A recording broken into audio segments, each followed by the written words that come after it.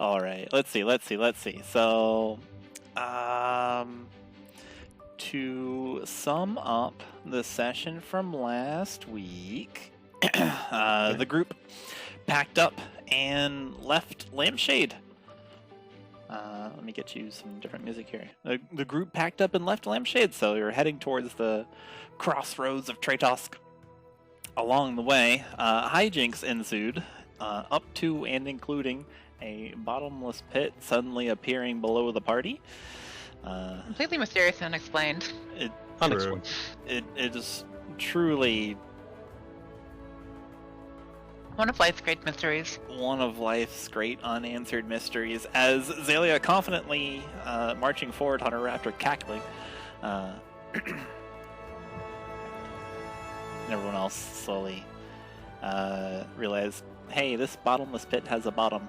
And then wrangling your scaly beasts that you were riding, continuing along the sun's path, you happened upon a pair of people sitting on top of a broken down carriage. They explained that they had lost their raptor in their front wheels in an attack by a wild animal.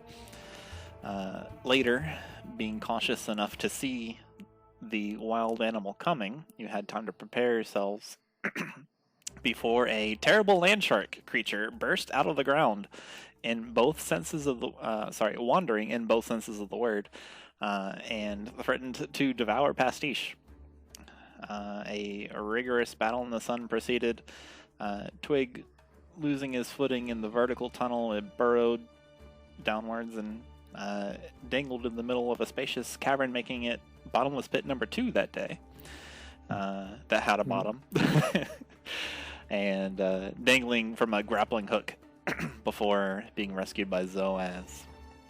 The dangerous animal splatted into the ground at the bottom of the chamber, and getting everybody together and deciding that would be best to get over to the next city, you quickly moved to Tretosk. And now, here, you've arrived in the city. Being greeted by the guards, you headed down the ramp that delivered you to the city. Tretosk functions as a melting pot where goods and people come together and exchange hands and part ways, and serves as a refreshing waypoint among any Khorzian's journey across the continent. There's tents and homes that have sprung up around this glittering emerald of an oasis at the northwest center of the bowl. You've unhitched your raptor from the carriage that you helped get here through just the extremely bumpy ride, but made possible at all by Chuman's mending spell. Down here in the sandy streets, you can see many raptors and merchants huddling under and around tents near the oasis. The beasts just gulping the life-giving water. Underneath, like a little ways away from them, there's like a little kind of like bench or picnic table or whatever, park bench. Underneath the shade of like some healthy-looking palm trees is a bench, and it's completely just occupied by parchments.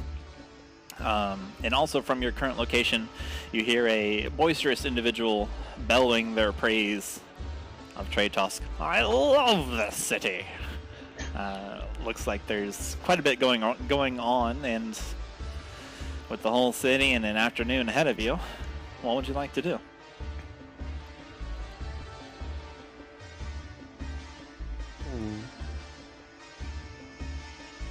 Xalia is probably just gonna mostly stick with the group. If she sees something interesting, she'll wander off. Maybe she'll just go around asking people about shit sometime. Asking in her own Xalia way.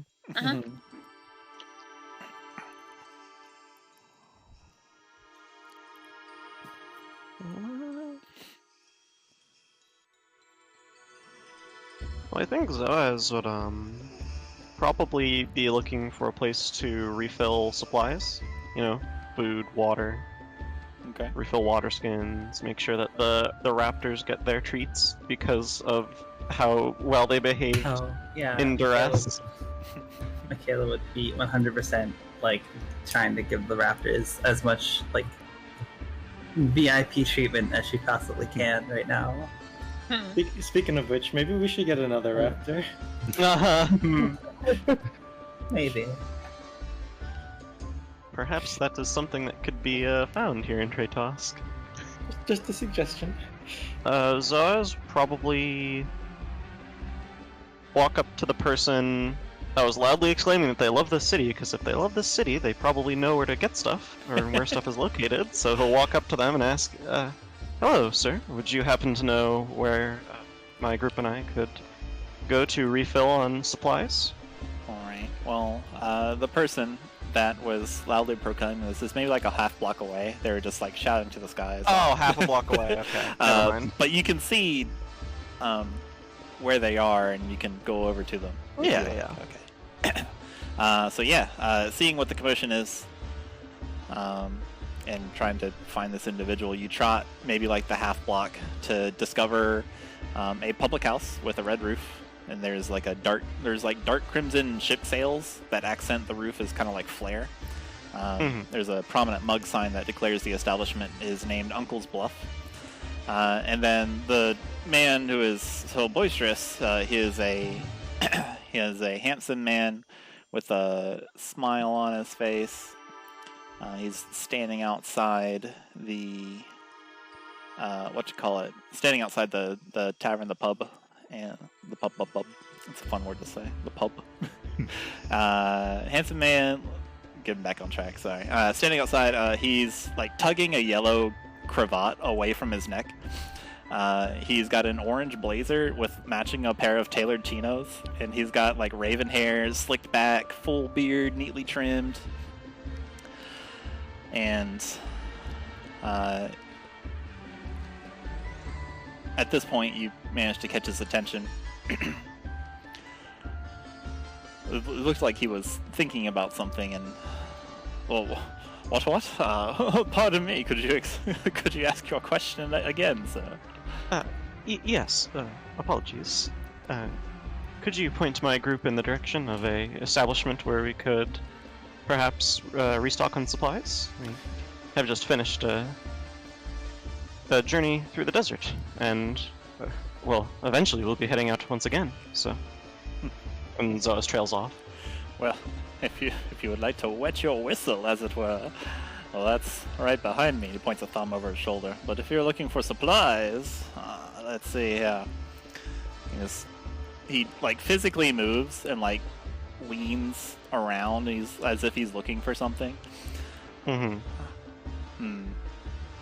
What sort of supplies was it? Just a general store? Yes, that would be a good start. Perhaps rations, places we could refill our water skins, pick up some rope, perhaps. Right, well, refilling water skins, I believe that is the oasis right over there. Gracious, it's hot out here. I'll never get used to it. And then he removes his blazer to reveal like a white button-up shirt that's halfway undone.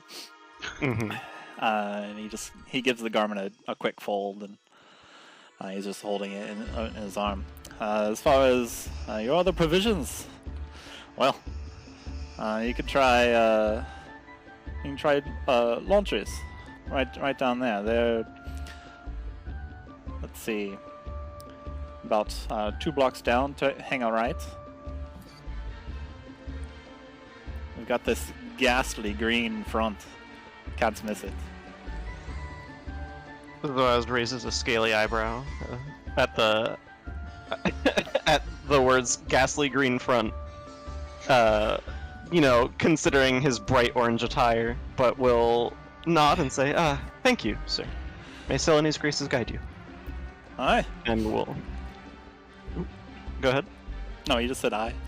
Oh, okay. And Zoaz will, go back to the group I mentioned, gonna refill supplies, perhaps pick up some stuff, fill up water skins at the oasis, etc., and take off towards the store that was mentioned. Alright.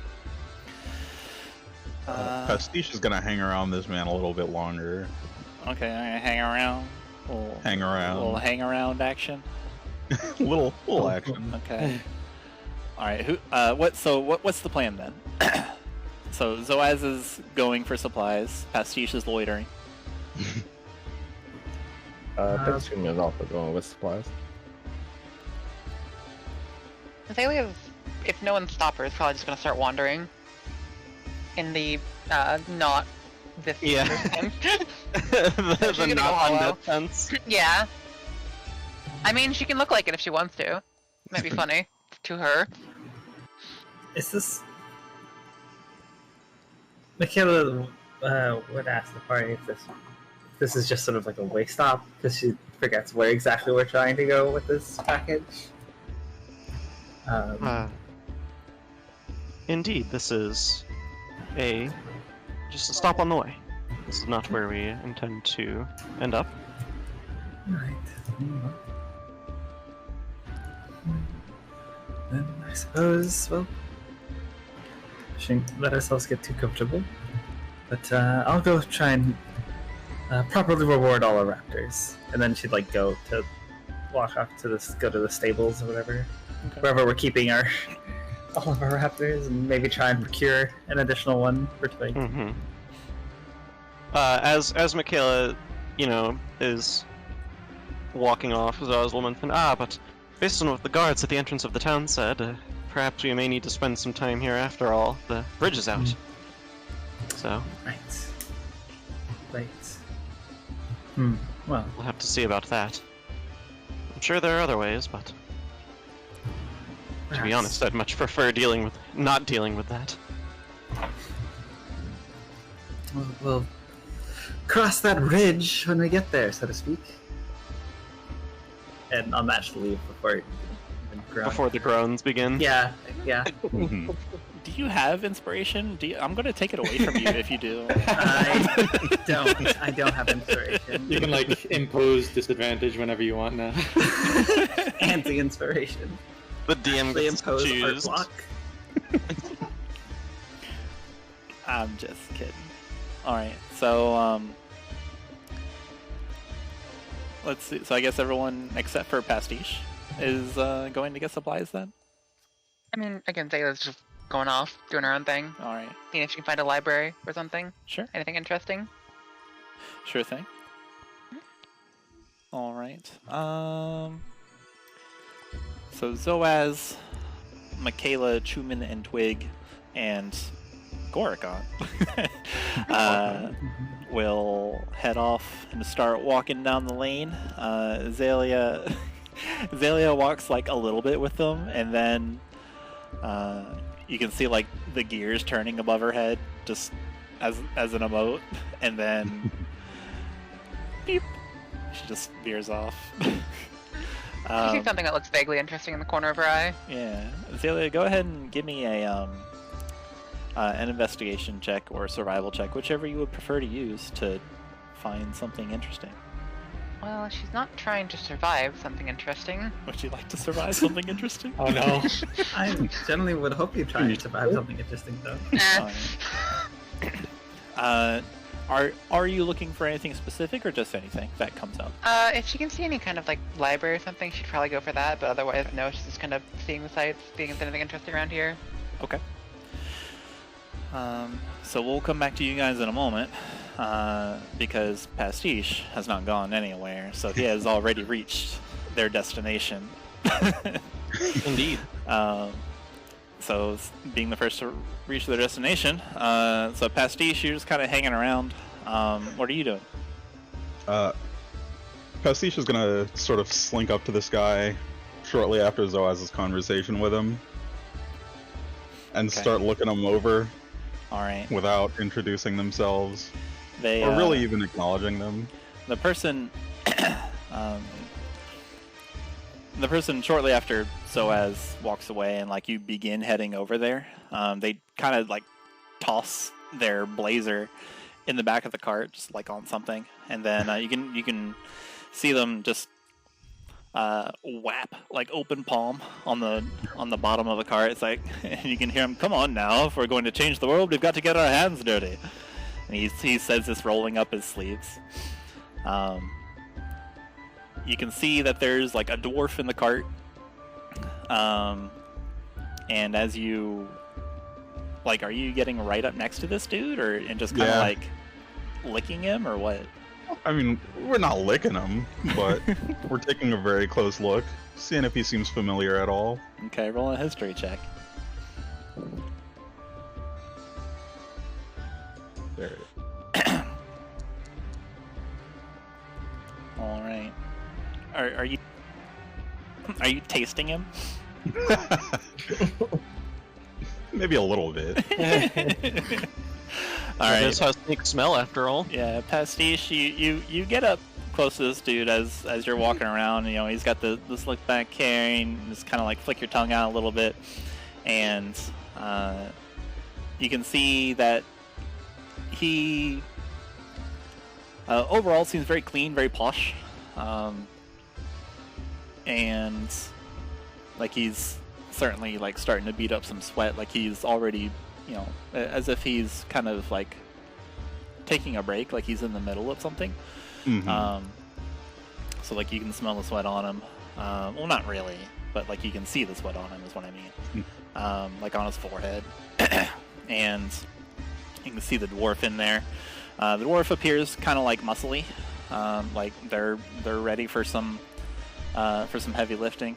And as you look over this person, you can give me a perception check. I need one of those too, please. Sure. They do seem somewhat familiar, but you're not sure if that is because you're willing them to be familiar. But you do sense something, like as this person like senses your presence, and they turn towards you and see you like right there. Just kind of like step back, and they appear to like they kind of like thrust like their open palm at you with like fingers curved a little bit, but then they kind of like steady themselves and take a deep breath. You notice that their eyes are kind of golden, Okay. which is a strange trait. So you do get that with the 14. Excuse me, my good man, can I help you? You startled me. Greetings.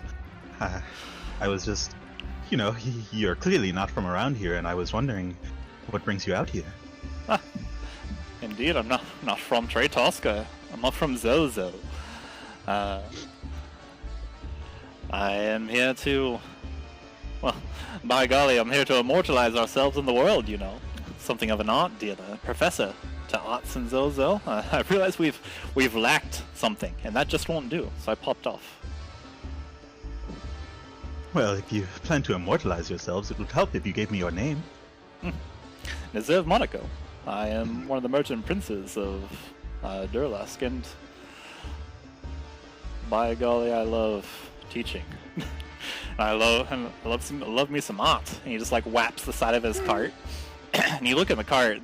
You can see that it's kind of filled to the brim with like art supplies. Uh-huh.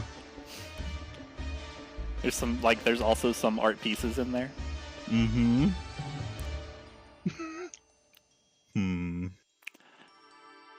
Pastiche kind of visibly pauses, scratches at their chin, looks him over a bit. So, would you happen to remember me? He looks at you.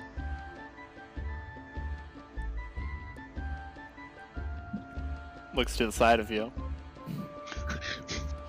No? Should I have? Pardon me. Well, there was an auction not too long ago. Right. I believe you were present, Go and I believe on. you have something I wanted. Oh no. Oh. Indeed. I do remember purchasing a painting over there. Being something of an art dealer myself, well, naturally. If I see something excellent, I must have it.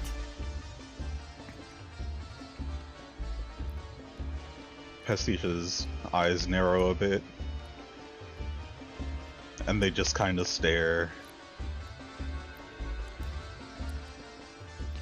Flit their tongue a couple times. The pause goes on, and Like, you can see the smile straining on this person's countenance. No hard feelings, right? Pastiche I bought it slowly fair, forces a smile of their own. Of course not. And continues to just occupy the space around him. There's definitely like a couple awkward moments. You can see like the dwarf clear their well, not see. You can hear the dwarf clear their throat. It's certainly a scene of two people kind of unsure what to do, just standing next to each other. This happens for like a good 10-15 seconds. Yes, well, I'm sure you must be very busy. Indeed, I have to pencil out an outline, planning, of course, for my for this new materials and techniques class that I realized that we've been lacking for some time.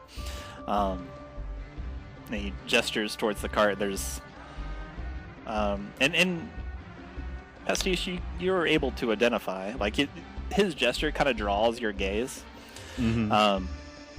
Like over the dwarf, over whatever the suit code is, and so there's plenty of materials here, and indeed, it's pigments, binders, additives.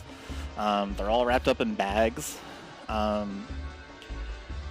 They're all labeled, so they seem to be in specific quantities. Looks like, and also amusingly, it looks like he's got a lot of cadmium red and like Vanta black.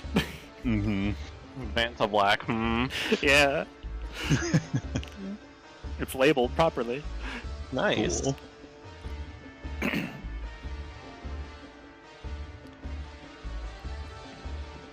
What are you doing, Pastiche?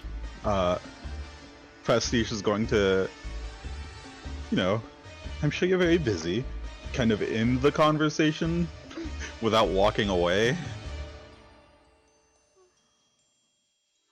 Yes. And Quite. wait for an action. Yes, quite. You seem rather interested in art, my good friend. Perhaps you would like to attend this class. And he pulls out like a little index card, and he offers it to you. The Pastiche will take it. It is materials. Wordlessly. Materials and techniques. Normally, my classes are only open to Zozo Academy students, but this is something a little bit more important, a little bit more. You see, anyone can paint, but I want to make sure that anyone can paint. You see, and that starts off with sometimes making your own materials, homemade oils, that kind of thing. We're trying to bring a certain sort of vibrance upon the canvas. Well, this certainly does seem like something I would be interested in learning. Learning how do you paint often? How is it? Are you a beginner or? Oh, I.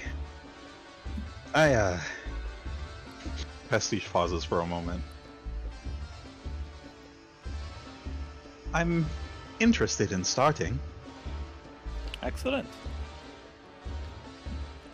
Well, I dare say that this class, this course, will be something of a benefit to you.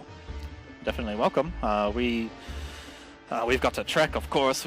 We're headed on our way back. Take some time to planning, so it's not going to be something immediate, of course. So if you're in the area, of course. The entire time Nazev is talking, Pastiche is just holding the card directly in front of themselves, and their eyes are darting back and forth between him and the card rapidly. Okay. The card is of good cardstock. Okay. It is. You have a certain eye for design and graphics and stuff, And this is actually rather well made. It's outlined properly. The margins are good. It's centered. Like there's certain like graphics and stuff that are that are kind of like popping out. Mhm. It's very sensationalized, and it definitively looks good. This index card that you're holding, and of course it says it's got Nazev Monaco's name on it, and it says materials and techniques, Salpon Bida Zozo, blah blah blah. Outdoor class for all to attend, sanctioned by Alma Sonoma. Don't need to be a student, that kind of thing. Right. Are you looking for anything particular, or are you just like, No, okay, just very clearly unfocused. okay. And Nizev just continues talking for a little while about the class and what you can, and expectations to set in the class, about how to make your own paint, oils, and like what the pigment to binder ratio should be. He's kind of giving you like a mini class here.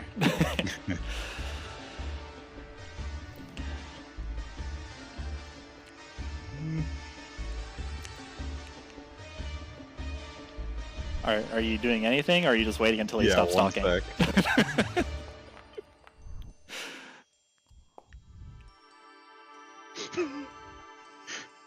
Okay.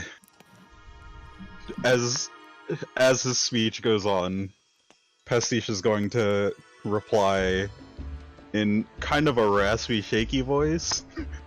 I can't wait to attend. Okay. Yeah, man. That's actually what Nizeb says, and that kind of like laughs like, okay.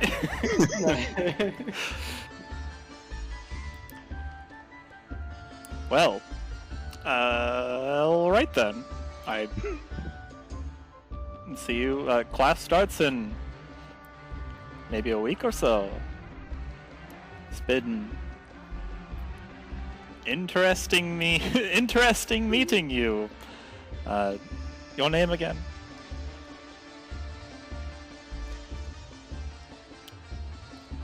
There's a very long pause. Pastiche makes eye contact, smiles. Andy.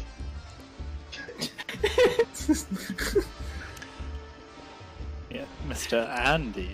All right. Well, I certainly hope to see you in my class. We can show the world your art and immortalize something of yourself. Well, I must be going. Cheerio then.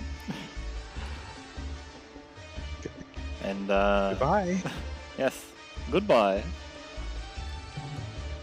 Pastiche stands completely still and watches Nazev leave. If he does. Yeah. Nazev does leave, but first he'll turn away from you.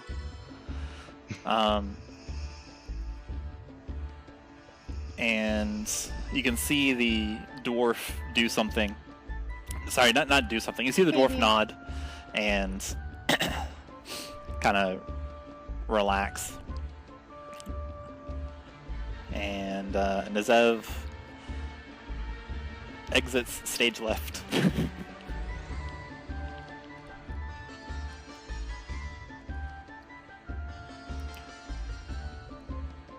And Pastiche just looks on, forcing the most awkward smile.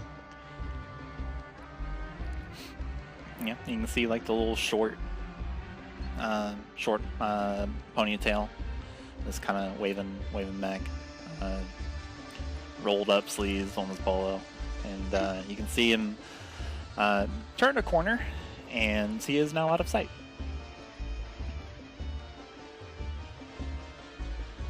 Alright. I guess Pastiche is just gonna start wandering. Okay. Behind you, you do hear a loud complaint. Like after you're maybe like 60 feet off. Mm-hmm. You hear a loud complaint coming from the cart, but it's not the dwarf's voice. It's something a little bit more feminine, and it's kind of like this brash, like rough, casual demeanor. It's like, oh my god, it's so hot out here. You turn around, or don't you? No, I definitely turn around. Okay, you turn around and you see this blazer just go in the air and like hit the sand. It's not fair, V. Why do I have to do this stuff? I want to go home. I want to go in a classroom. It's not hot in a classroom. And you lay eyes on a familiar sight. The site is a lady, and she's got kind of like chocolatey hair. She's got this gradient purple and white, little kind of feathery cloak on. She's just complaining to the dwarf. I wonder what happens if you scroll over this token. Nothing. I love seeing the congregation of mouse cursors. It's so good. The lady gets up and she starts like kicking at the sacks of pigment and like additives. This is so stupid.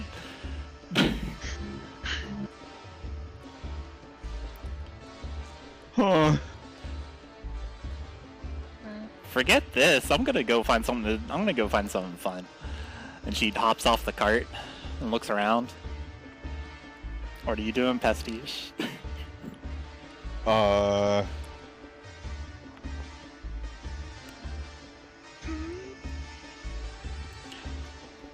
Hiding and tailing her. All right. She is looking around, so we're gonna take a peek-sees. Okay. So as she hops off and like finishes complaining to this dwarf, then looks around, like hands on her hips. You quickly duck behind, like just unceremoniously, just the surprise of it all. Just like you jump and just flip behind a barrel, and it appears that she does not see you. So she looks around. Well done. Yeah, congratulations. You have eluded the gaze of this very normal woman complaining. Very normal woman smile. Yeah. And she looks left. She checks left. She checks right. And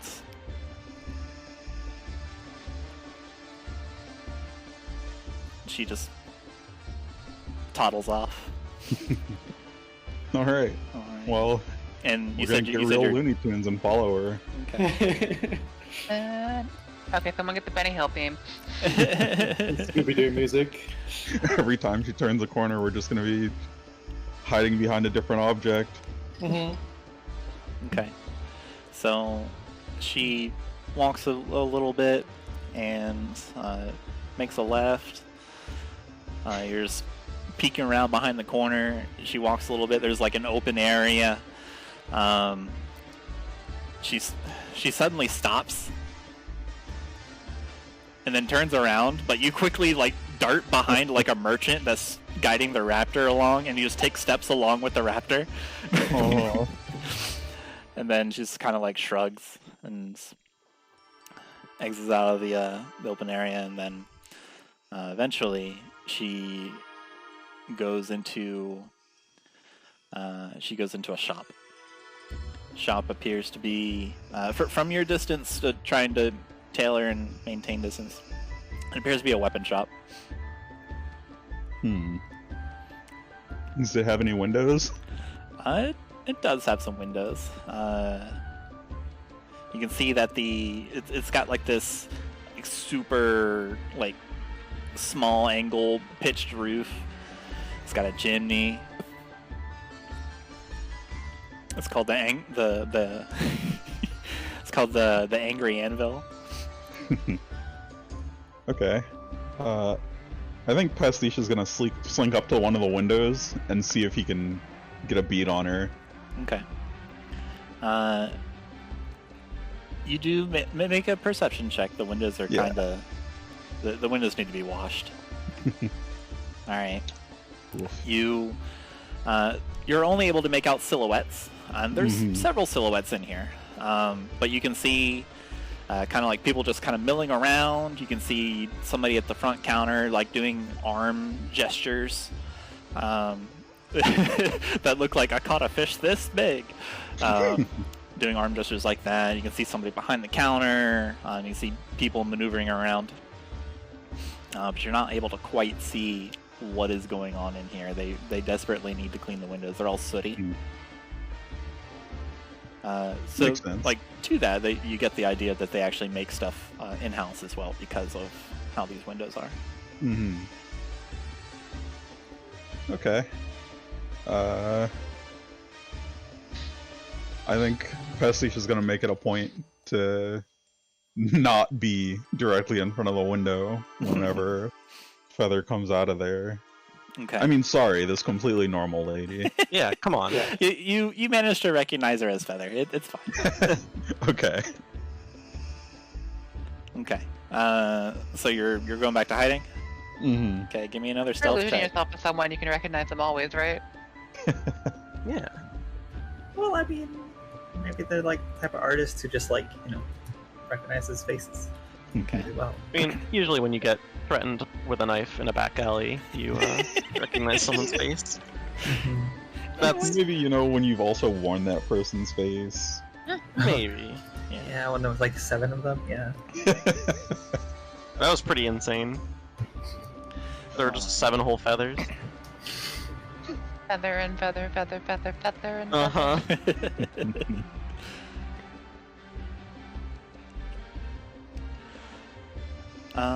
Let's see. So you do manage to slink back, like you back to the corner, like you're watching. The lady known as Feather exits. You can hear her kind of like complain to herself. It's like, oh, they don't have it here either. I wonder. Ooh, that's an idea. And then she, so like you're behind the corner, like you listening to her, and she seems amused with herself for now. And suddenly, Pastiche, you can hear footsteps coming towards you in the sand. You can hear her just kind of like still muttering herself. She turns the corner, and you can see Feather is like skipping now, just joyfully, just to her destination. So it's like she passes by you, and then time seems to slow down as she becomes aware of a presence next to her left. Around the corner, you're just kind of like plastered up against the wall, and like she slowly turns towards you, then kind of like stops skipping, but she's still walking, still moving. She looks at you for a moment, walking a little slower, and you can see this devious grin full of mischief form on her countenance. And she purses her lips together and puckers up and just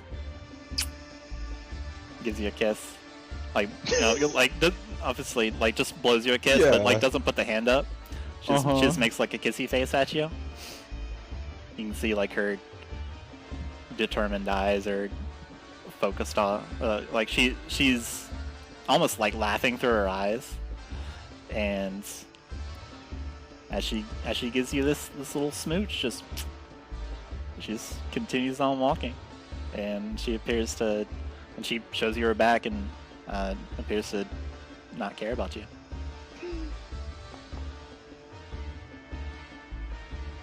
Pastiche is going to do their best to return the gesture as she walks off. How does a snake do that without lips? That's a great question. There's a little more tongue action, probably. Okay. She... You get a little giggle out of her, like a little laugh, like see you around. Pastiche does not respond.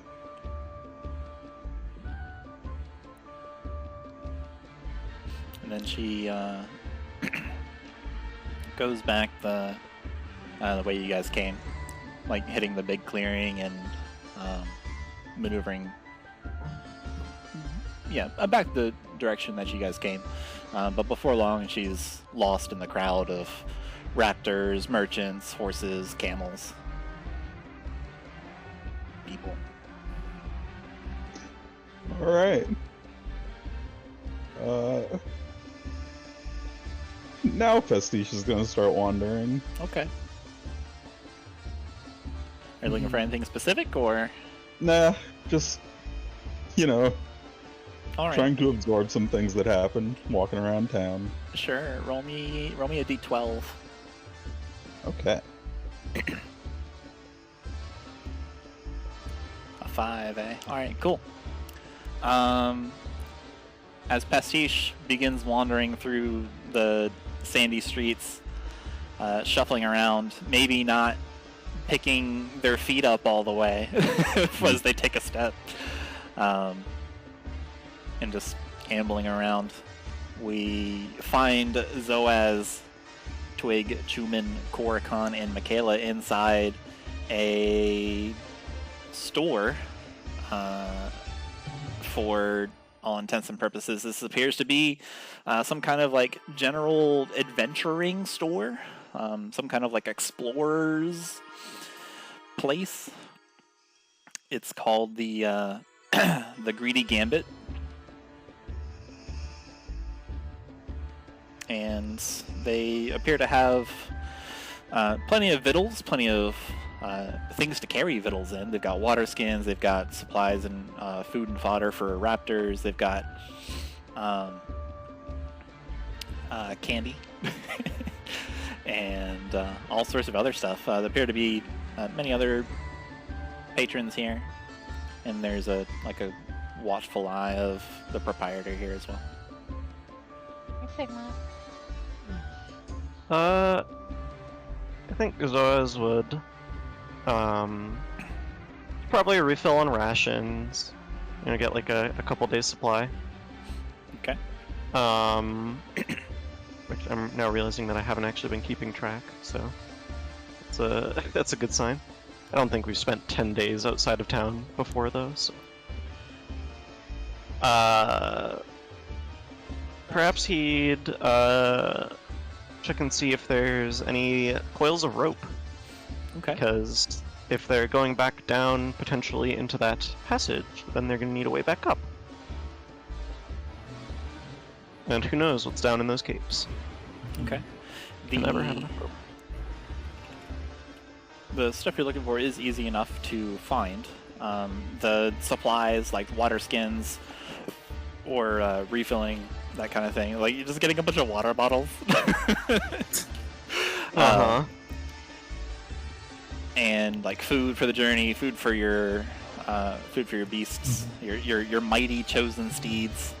They'll probably all told for everybody, will probably run you about a gold Okay. And they do have quite a bit of rope.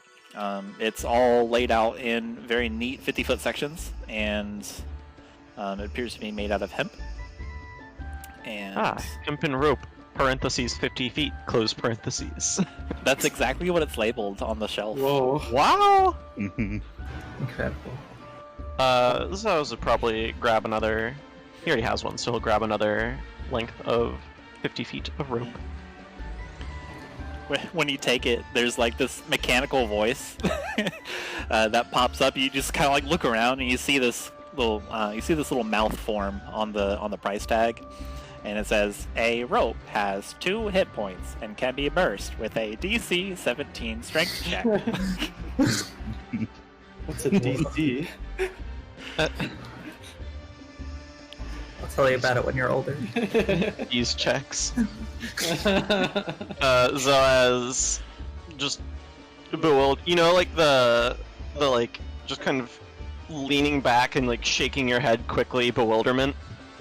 Zoaz does that. The mouth quickly disappears.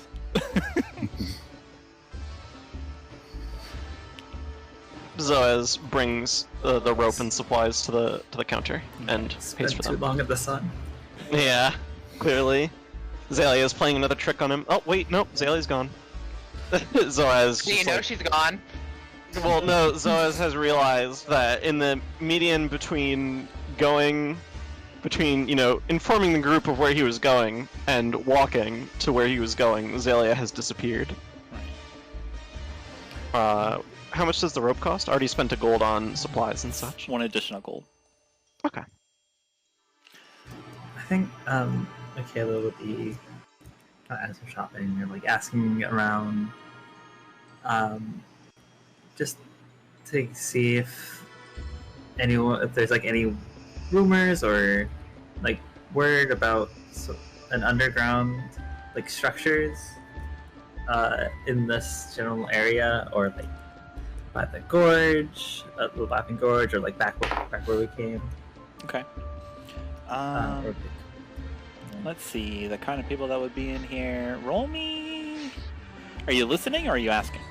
I mean, listening around, probably asking specifically. We should be like asking if anyone's heard any interesting rumors or Okay. gossip. Roll me perception, but use your charisma modifier instead. So I still have my perception, Yeah, perception, but use your charisma instead.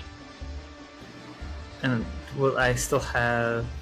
All right, whatever. Let me just roll perception, and I'll make that work. So instead of 4, it's what? +2. Okay. So that's 11. Okay. It sounded like you were wanting to use something to aid this. No, I was just wondering if that still counted then if I had my proficiency in perception. That wasn't. Yes. Yes. All right. Excuse me. Hang on. I mean, can I just like roll persuasion instead to like try and convince people? But that's fine. Already rolled. Yeah, you can talk to people and be like, hey, tell me about stuff. But that's fine too. So using that, you start chatting up the other patrons.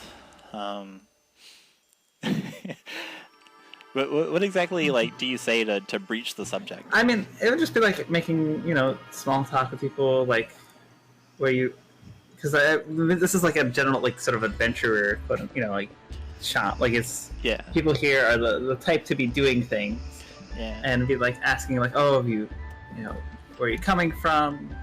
See anything interesting on the road? Hear any like weird rumors of like a lot of underground structure, like temples or like ruins have been being found all over the continent with these earthquakes. That gorge, eh? What's the deal with Khorzaire with airline food? Exactly. Mm-hmm. All right. Yeah. You do get someone chatty to talk to you. It is actually like the most helpful person is like an older gentleman, and Looks like he's got some kind of like salt and pepper hair, a little bit of wrinkles in his cheeks and his forehead. He's got kind of like a pair of sunglasses hanging off his collar, and something like a loose fitting, kind of like cotton shirt. That's what I'm trying to say. And you get his attention. It's like, oh yeah, I've seen quite a bit in my day, I'll have you know. Plenty of ruins all around Khorzaire. I'll tell you, back when I was spelunking them, this goes on for maybe like 5 minutes before you finally manage to guide them through the conversation and tell them about, you know, current stuff. And the topic of the bridge to the east comes up, and it seems to be that he explains, well, it didn't seem like it was just falling off of its own accord, you know. It weren't no earthquake neither. I think there's something underneath it that made it what made it fall, you know. A little some play action. That's what I'm thinking. There might be something underneath there. You know, people have been finding a lot of things being exposed by all these earthquakes recently. Aye, that's Khorzaire. As long as I can remember, ever since I was a kid, a wee little one.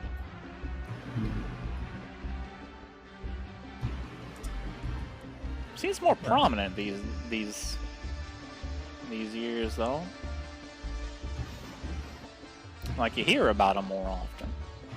Like, somehow it's more newsworthy. I hear old... Is that true? I mean, I'm older than him. Is that true?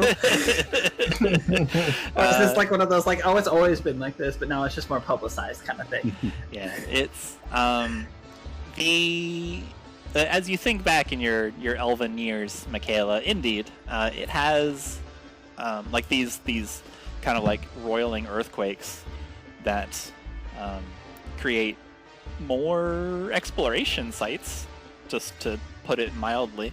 It does seem to happen a little bit more often than like when you were like maybe more than like 100 years ago or like 60 years ago or something like that. Fair enough. It's maybe like it is something that you've acknowledged. It's happening maybe like triple often. Okay. Which means it's happening which means you maybe get like once a month. An alarmingly frequent fact. Well, thank you for your time and information. Just to be clear, not a character. Did he ever? He like would have made no indication that there was like back where we found the hole, like that kind of area. There was like no one seems to have any information about anything there, right? No, you ask around, and no one seems to link any ruins to where you mentioned. There's like some like, oh, you mean, and they're talking about like some already excavated sites and explored sites like 20 miles north of where you're describing it, and just frustrated like, no, not there. All right, cool. That's what good. I guess that'd be it for me. Okay.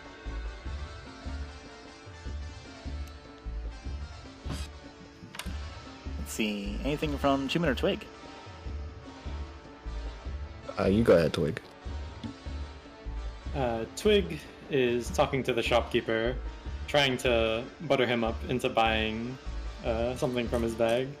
Okay. What are we? What are you selling?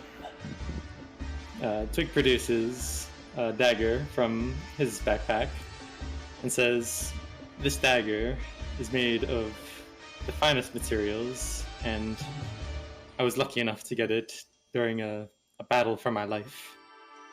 Normally, if we had more time and I was able to get in contact with my people, I think it would go for something like 500 gold. But for you, I think I could settle for around 300.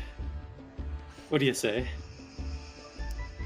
The shopkeeper that you managed to wrangle kind of like chews on some tobacco in their mouth and just like rolling around, like doing this exaggerating chewing motion, just like ow, ow.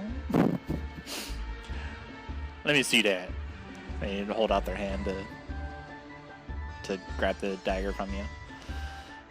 Twig will like flip it so he's holding it blade end and hand it over. Excellent. Nod. Look at it.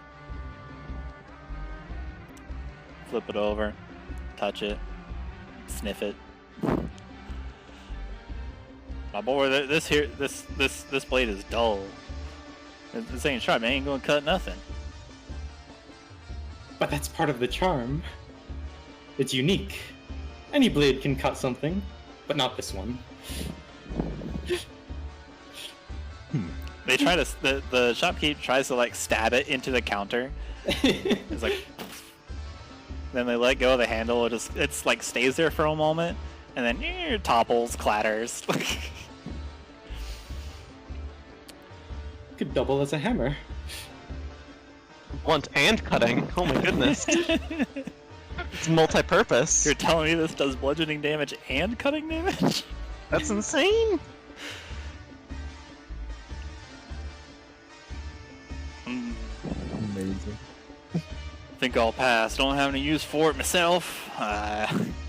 Don't think we can pawn it off for use for somebody else. You see, if we get somebody a dull dagger, well, that's just going to be somebody else falling to the desert sun. They can't use it to protect themselves. I'm afraid I'm going to have to pass on this. Looks at it again. Delight. Hand it back to you. Twig looks a little disappointed, but not terribly surprised.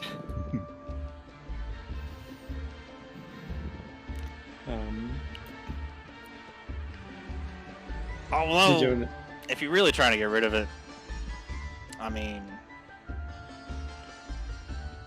please don't take this as an insult, but it seems like you're trying to offload it anyway. I'll give you 1 gold for it. Something's better than nothing, in my opinion, but... 1 gold? If that offends you, I apologize. Deal. 1 gold?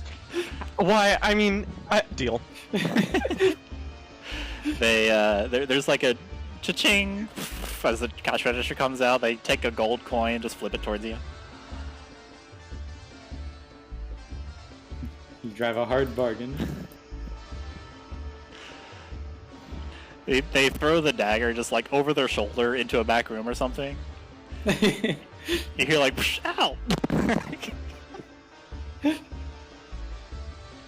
Oh my god, their skin must be like iron if they took a hit from a thrown dagger and it didn't pierce them. But it doesn't cut, so it stayed true to his word. Didn't knock him straight out.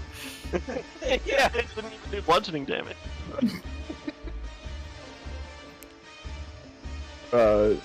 Chuman's gonna pat Twig's shoulder as he finishes his shopping. I'm assuming you're finished. Yeah. Okay.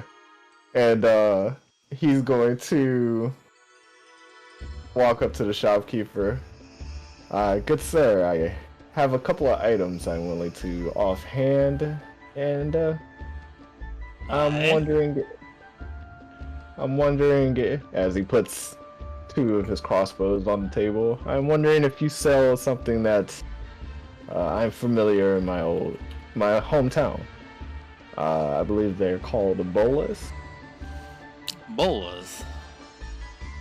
Let me check our stock here. One moment, please. And he goes in the back. There's like some conversation. It starts with, "Why'd you throw that at me?" and then it just becomes murmurs at this point. And as that happens, Chuman whispers over to Twig. Are you sure it was that dull? Twig just shrugs. Pretty impressive. And the person comes back. Well, we do know what you're talking about, them bolas, but we ain't got any in stock. Now we are expecting. Sorry, not expecting. Now we do have a connection with some shops further east. We could import one for you if you're hanging around. Don't mind waiting. How soon can you import it? Well, I would have to check, but depending on whether my connections is fast or if theirs is slow, we could have something perhaps around. They kind of like poke their teeth with their tongue as they're thinking. It'd be about a week. I am passing by with the group, unfortunately. Understood. Most people are. Then he turns to see if he can look around for Zoaz. Zoaz would probably just be like thumbing through perhaps some other materials. Maybe takes a look at the candy. Zoaz, how long are we expecting to stay here? Well, ideally, 1 or 2 days, but based on the fact that the bridge is out, well, there's no telling how long that'll take to get fixed, and if the other ways around are too dangerous, I mean, you saw how dangerous the beaten path was with our encounter today. I hesitate to take more risky routes. Yes, prefer not to take the risky route after our last encounter. And he turns back over to the shopkeeper. I'll tell you what. Go ahead, just in case. Aye, I'll get in contact. Oi! Get on the phone! Sorry, get on the horn, he says. Get on the horn! We need a bowl, pronto. The sooner the better, as always, but... Well, if... go ahead. You're trying to get across the gorge, but the bridge is out, eh? Zoaz nods. I was just about to ask. You see, I am escorting some cargo, and, well, you need to get across the gorge. Aye. Would you happen to know anything about what happened? Indeed, the second half of the gorge, the half away from here that is on the Olga side, that has fallen by the wayside. We're not sure if it was a little rum job or if it was just something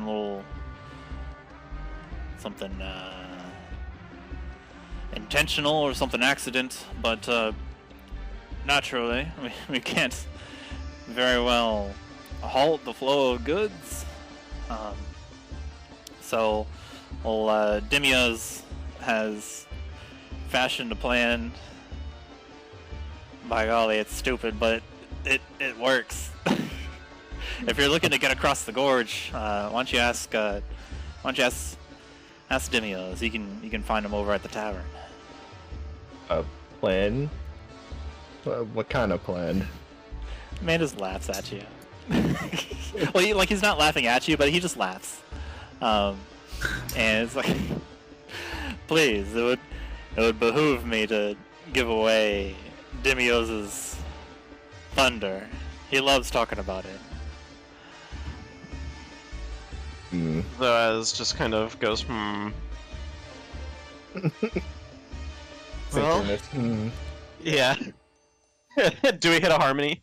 Yes. What do I roll to see if we hit a harmony? Performance. Yeah, Would it be performance? It's performance, but ain't got to roll for that. I don't know. Seems like it seems like we don't really hit a harmony. It's not harmonic. Unfortunate. Yeah. Minecraft villager noises. It's a tad behind mine. Yeah, Zoaz will thank the shopkeep. Double check to make sure he's got everything, and step out back into the desert sun. Yeah, the shopkeep points you. His panties over by the oasis. Why don't you just tell them Papa Porkers that you're here to Figure out how to get over the gorge, eh? right. The drugs. And whew, a pot as he steps out into the sun. As this happens, and Chuman's, well, thank you so much for the information, and hopefully for the order to arrive soon. But how much for the 2 bows? These pieces you selling? Trying to get them off? Yes, happened to pick some up along the way, carrying a couple too many. Can't have too much weight on out there. He picks them up and kind of like tests their weight around, and then he grabs a bolt, just kind of like loads it, and then triggers it, but prevents the latch from firing the bolt into somebody. And he looks over at you, Chuman, and then he looks at Twig. There's a moment, and he seems to be kind of like weighing something in his mind. He's like, "What is this, hot? Am I your uncle or something?" What's the meaning of this? Excuse me? Chuman just looks puzzled. Twig, you would recognize that he's asking. Yeah, Do you already know, or shall I tell you? I know. All right, let's go. Twig would like step forward and make like a placating gesture and say, "No, don't worry, it's nothing like that." Lucky that Zoaz has already left the room. That's. I'm just saying it's not. I'm just saying it's a low temperature. That's true. Oh, Well, the dog agrees. Hang on, let me get my dogs. what's the dog doing? Going in downstairs. All right. He returns from downstairs, and the dog noises quiet down. He's like, "All right, well, I had to check, of course. You know, if there's any kind of game afoot. There's that old Figgin law that that old Dimber Dimio's got going on. So just had to check. You understand?" Oh, I see. Oh, no, not the other sorts. It's just merely protection out there. Okay. Well, let's see. Business is good, but we're not really hurting for crossbows. He gestures towards like a shelf that is just piled with crossbows. I'd certainly be happy to bolster our inventory, but not sure if I could give you much more than, say, 10 gold for each of these.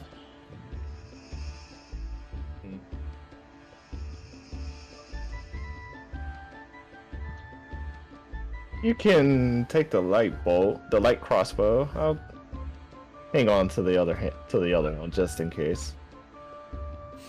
Aye. He's, you see his hand kind of like do a swiping motion from under the counter, and then you hear the clatter of gold coins, and you are 10 gold coin richer. Many thanks for your business. Now we'll see you later for the bonus, hopefully.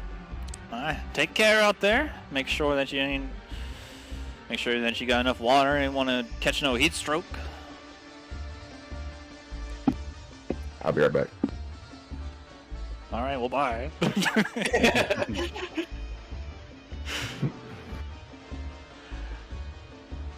Alright. Twig watches Chuman like quickly hurry outside.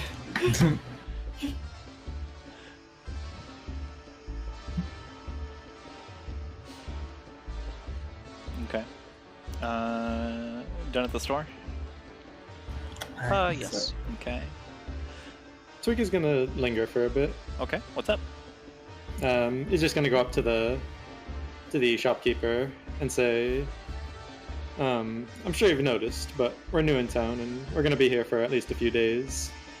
I don't wanna step on anyone's toes. Is there anyone we should talk to or get in touch with just to make sure that everything's good? Alright, ain't got nothing to worry about. I'd say,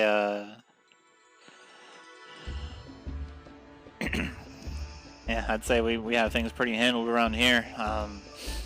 Ever since old Demio's Fool Killer took over, things have been mighty nice. There's something to be said about when doing something yourself, but there's something in your way, all you need is a good Ginny. And Twig like smirks a little and says, I hear you there. well, previous town owner went legit a little while ago and left it to old Demio's. I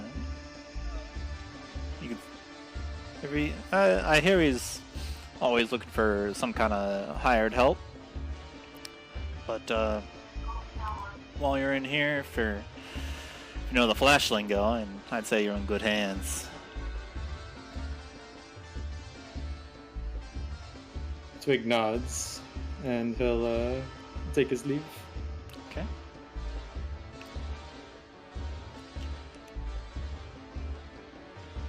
Twig exits. There's like a little ding-a-ling-ling as a little chime of the door goes out. And you rejoin your party. And which brings us to Xalia. Xalia, you've been walking around, taking in the sights of this basin town. It's a little like kind of overall shadier, with the walls, of course, providing shade in the tall buildings. What do you mean literally shadier? Got it? Yeah, literally shadier. There's shade here. And look around, it seems like people are coming, going. Everyone seems to be just about their business. That you can hear people shouting their wares from the streets. People trying to sell some food, sell their weapons. You've got like sugar dates and beads, sugar dates and pistachios. Someone's trying to sell like some kind of like weird vase contraption. It looks like two jars kind of like connected together.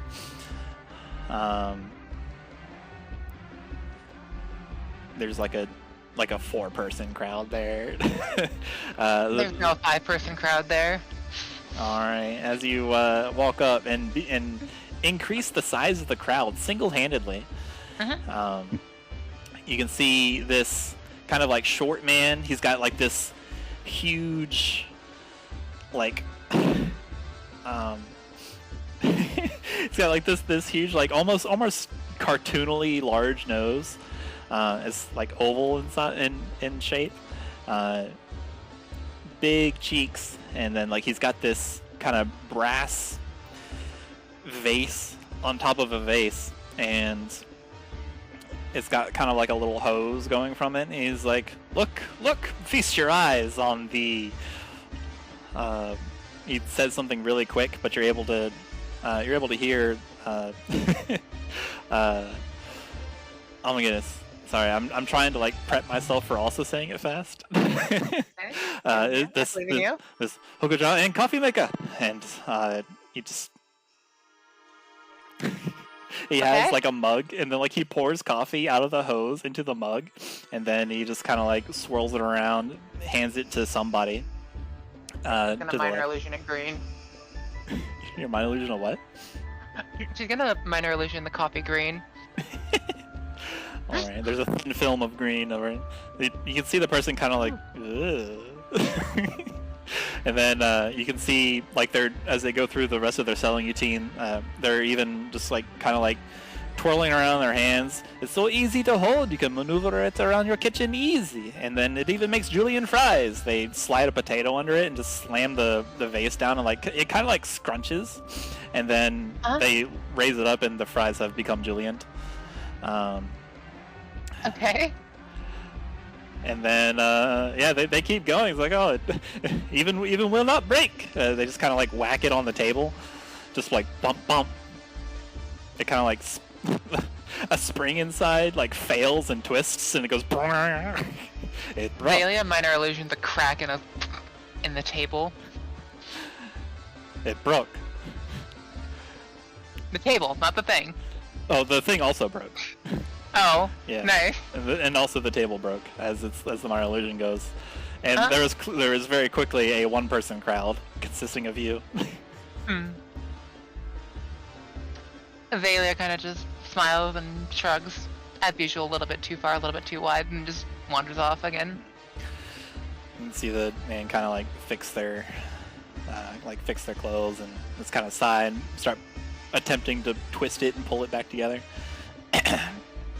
And looking for a library. After that bit of excitement, you do manage to find one. Okay.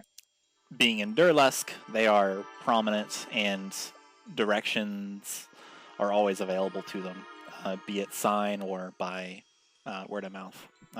You find a quaint little library. It appears to be nautical themed. It's okay. like hey, she's about that. Yeah, you walk in. It also like you get a burst of cool air on you. God, I wish that were me. Just poof, you go in, close the door. It's nautical themed here. So like you walk in, everything is kind of like the same color, like brassy brown, bronzy brown, kind of like slightly gold. Like even, and it's just the color. Like everything retains their like texture of what material they're made of, whether it be it wood or actual metal, that kind of thing. But there's to your left there is a globe in just like a little spinny thing. It appears to be kind of like ornamented as a gear, and there's like a little kind of like a little ship chart on it. You look around, there's the library keeper or the librarian sit there on the thing. There's like a little ship in a bottle next to them, and they're just right. And then as you can see, these large bookshelves soaring high, maybe about 2 stories, and they are just filled to the brim. There's lots of study tables available. There's comfortable seating available.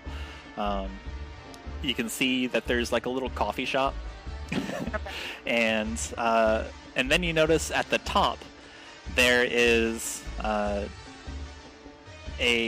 neat site. There is kind of like slowly circling around the ceiling is a model ship. And it's just it looks just like it's sailing through the air, and just it kind of just encircles the top as this little kind of ship just sails around, and you are in the the maritime reminder.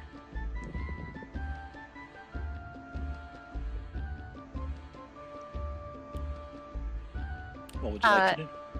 Well, first of all, she's gonna spider climb herself because you said it was 2 stories up, meaning she wants to get up there. Okay. Yeah, there is a second floor. Like you can see that people are walking around up there, and like there's a balcony, and like the bookshelves are one piece, and they just go all the way up, and it appears like No, she's gonna grapple up and start looking around. She's gonna look at the ship first, see if there's anything interesting there. And obviously, probably a bit more up close and personal than it's intended to be, but whatever. Yeah. She's just walking straight up the bookshelves. Sure. Just you go up the bookshelf. The librarian kind of like looks up from their book a moment, just like tut-tuts, and then shakes her head and goes back to their book. You hear a mutter, "Wizards." And now that you're on the second floor, go ahead and give me a perception check, please, to see what you perceive about the ship.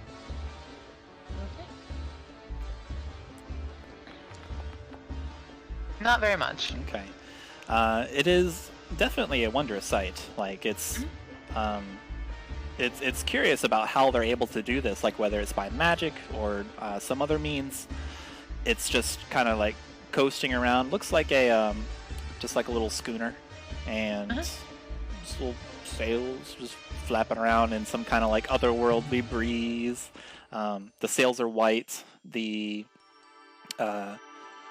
hull of the vessel is that same kind of like bronzy, brassish color. Wood. It is to scale. It's maybe like 1/8 scale. So it's still kind of big. It's definitely large, and it's definitely there to sail on through the bookshelves. It's fun. And it's just like it's a little high, so it doesn't like run into anybody. It's just decoration. But not able to see anything from your floor. Then, after satisfying her curiosity there, she's gonna go down and try to find like stuff about sea serpents. Okay. Roll me. Nautical theme. What better opportunity, right? Yeah, right. You're in a nautical library. Yeah, go ahead and roll me an easy investigation check. All right, time to fail this. Let's go. Hey. All right. 14's not bad. Yeah. As expected, nautical theme library does have ample inventory on sea serpents. Nice. Are you looking for anything in particular? General biology, like physiology, classifications of various kinds of sea serpents, maybe some historical stuff, if possible. Sure. There is some classification, and I swear that I had already done homework on this because I knew it would come up. I knew it would come up eventually, but I probably like tucked it away in some notes. So let's do new homework really quick.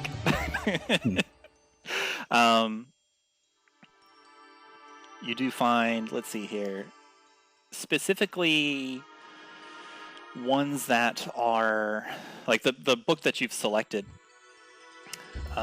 seems to be more towards like the snaky ones, like the longer, more serpentine ones.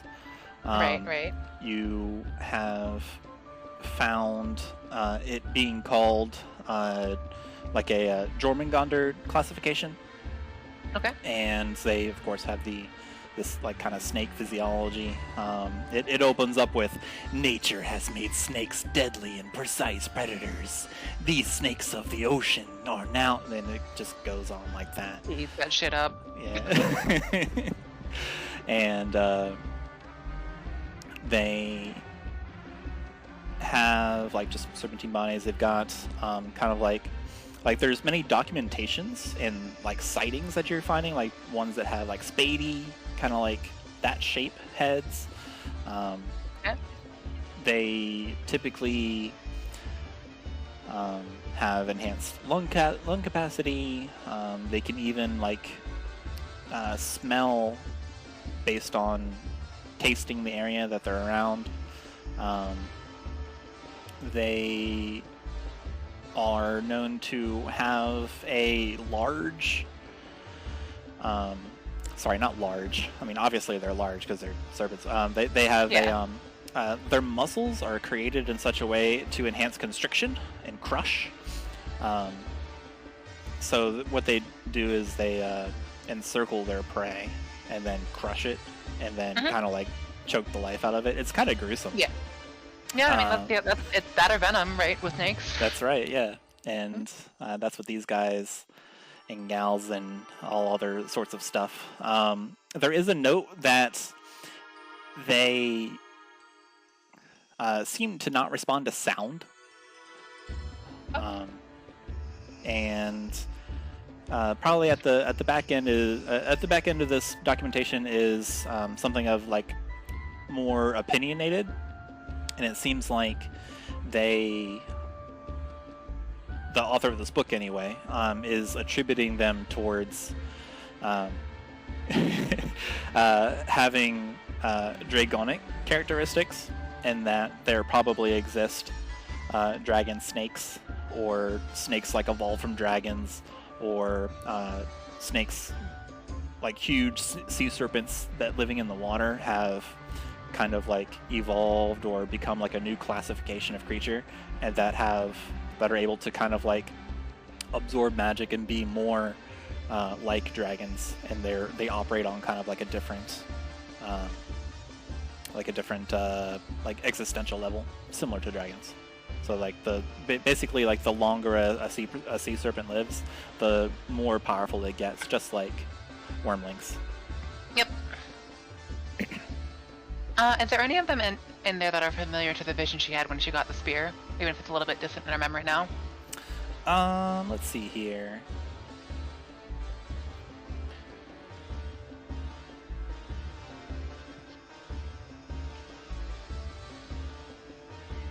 Roll me. I will request a roll. Roll me history or arcana, whichever you feel that you're feeling good on. 26. All right, you're able to recall the memory of your visions of when you first got this spear, when you became the new owner, really. Finders keepers. You got it by right of conquest, you know? Yeah, right of conquest. You usurped it. Yeah, there is something that seems similar. Okay. It is. Let's see here. There is something kind of like a massive serpent that is all about like consumption and like consuming and like eating more and more power, so that it can in turn power itself. It's not labeled, it's not labeled name by directly, or by directly. I screwed up that sentence. It's not labeled directly by name, but it is alluded to with proper nouns like World Eater, or like all consumer, that kind of stuff. Okay.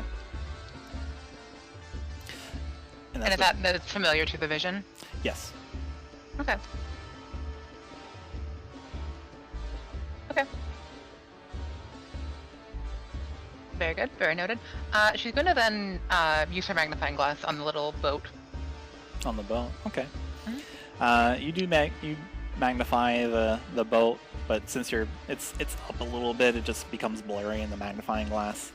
But she'll climb back up. Yeah. Unfortunately, nothing really changes, or maybe fortunately, who knows? Who knows? Vaguely disappointing. Just gonna point at the librarian. You're magnifying the librarian? Mm-hmm. Okay.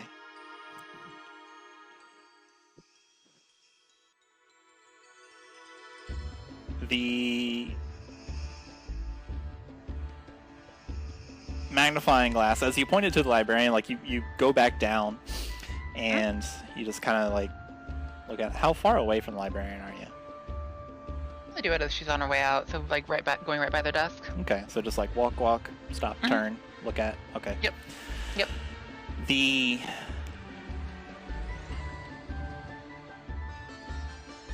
Something odd happens to the magnifying glass.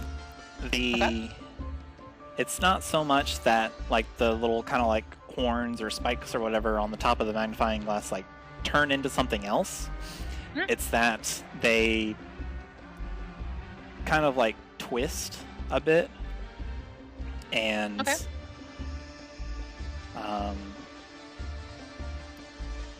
get like a little larger, and then finally they do turn into something, and they actually turn into nothing. They kind of like malleate down. It looks like they melt down into the rest of the magnifying glass, and it enhances the frame. Okay. Interesting. Librarian sees you do this, and then just kind of like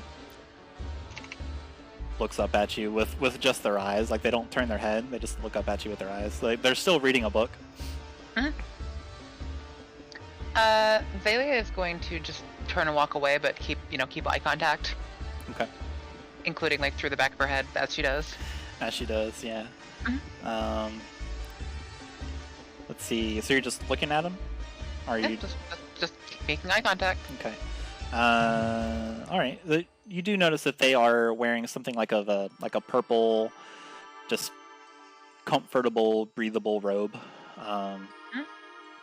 They've got some kind of like they've got like fingerless gloves on with like the back of the hand. There's like a little rectangle missing there to expose the back of the hand. And then yeah, that's it. You just make eye contact with them. They lose interest first. Okay. And as you're out of the door, walking out, they move back to what they're doing. You can see them set the book down and just kind of like pine through and look through another one. Okay. Alright. And she's probably gonna, at this point, she's probably gonna wander around, maybe try to find a guard, ask about the Dragonborn. Okay. Let's see here. Let's grab a guard. Yeah, you do grab a guard. You grab a random guard, and let's put a random guard on the screen because we like putting random guards on the screen. Bam. So yeah, you grab an orange clothed dude with like black underneath. He's got like this little shawl going on. And yeah, you see him kind of like minding his own business. But you have his attention now. How are you asking about the Dragonborn? Just usual snap finger minor illusion of the Dragonborn in her palm, and then just give him a head tilt. Understood. It's going to roll for interpretive dance. No, I'm just kidding. Let's see. My homie is going to roll. He's going to roll his head and then kind of like peer at this. Oh, are you looking for this person? Nod. She will nod.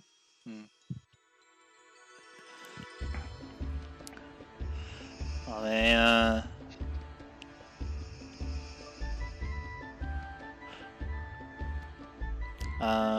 he says like a bunch of stuff that is like individually the words mean something, but together they don't really mean anything. But it seems to be a question. There's common in there. So he's asking does it say let's see here.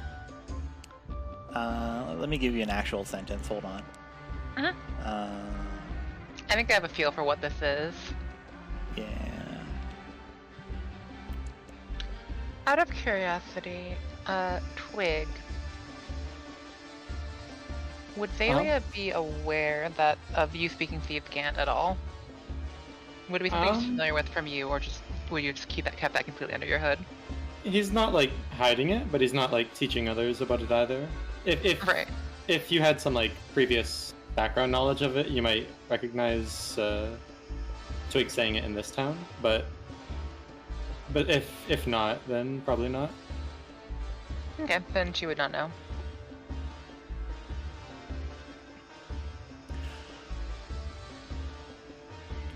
Let's see.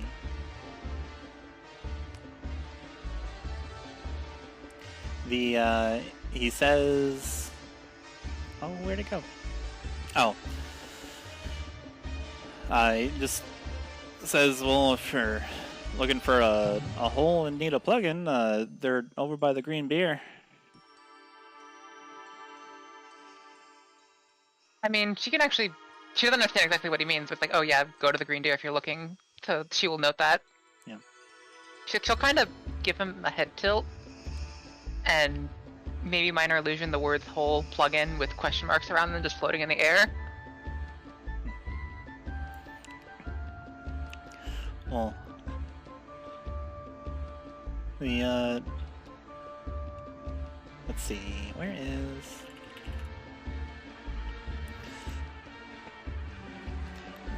Sorry, ma'am. Just got a bit of a salmon on me. Also, that one seems to be a little bit, seems to be a little close to Abram. Not sure if that's someone you want to go banging on the door of. He'll head tilt and then kind of slowly nod.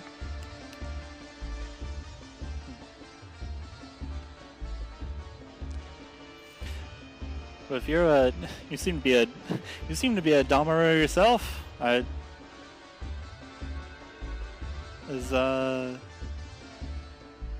you need a pair of eyes? The alien is going to grow like 7 pairs of eyes simultaneously. I see. Well, She just kind of blinks in a wave pattern at him. They're all different colors, different shapes, different like kinds of eyes. well, mum's the word, eh? Caught in a net of salmon, as it were. I'm sorry to say I'm blind. Xalia is going to wave a hand in front of his face. He takes like a step back, and he like appears to be looking for an exit to this conversation. Like he's looking around, and he like kind of like bows, like moves towards you, like he bows his upper towards us, like, look, I can't say nothing, okay? Regulations. That makes sense to her, so she'll kind of nod and just kind of grumble a little bit.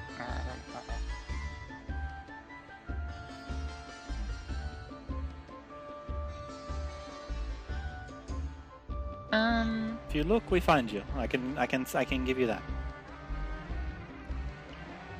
And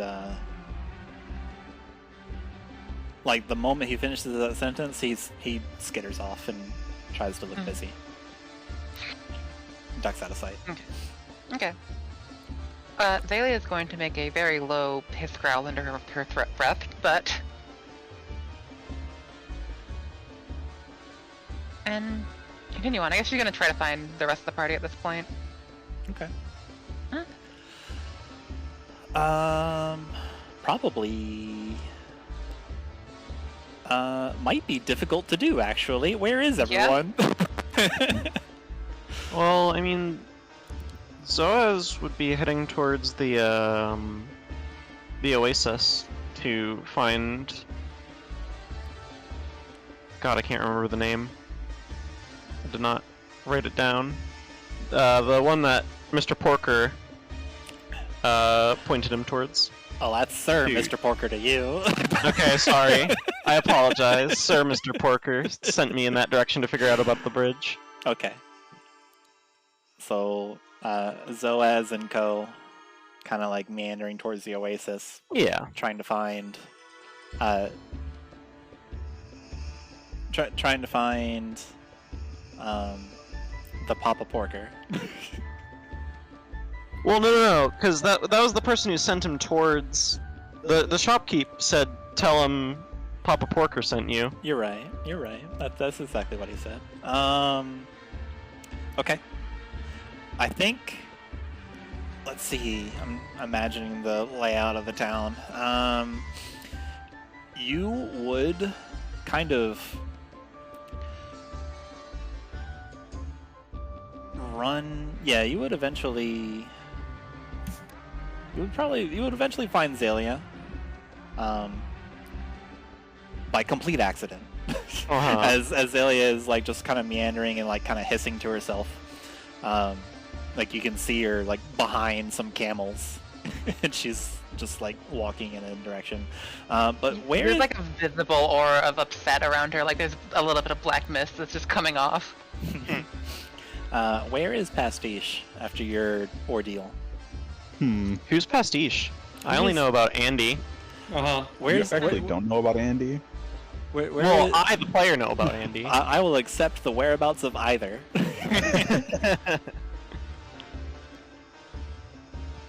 I think it makes sense that Pastiche would head towards the Oasis to cool down. Okay. Alright. Pastiche, you are at the Oasis. You're sitting next to like a little bench. And let's see here. Zoaz and everyone else find Pastiche there. The Oasis is a place that I have a map for.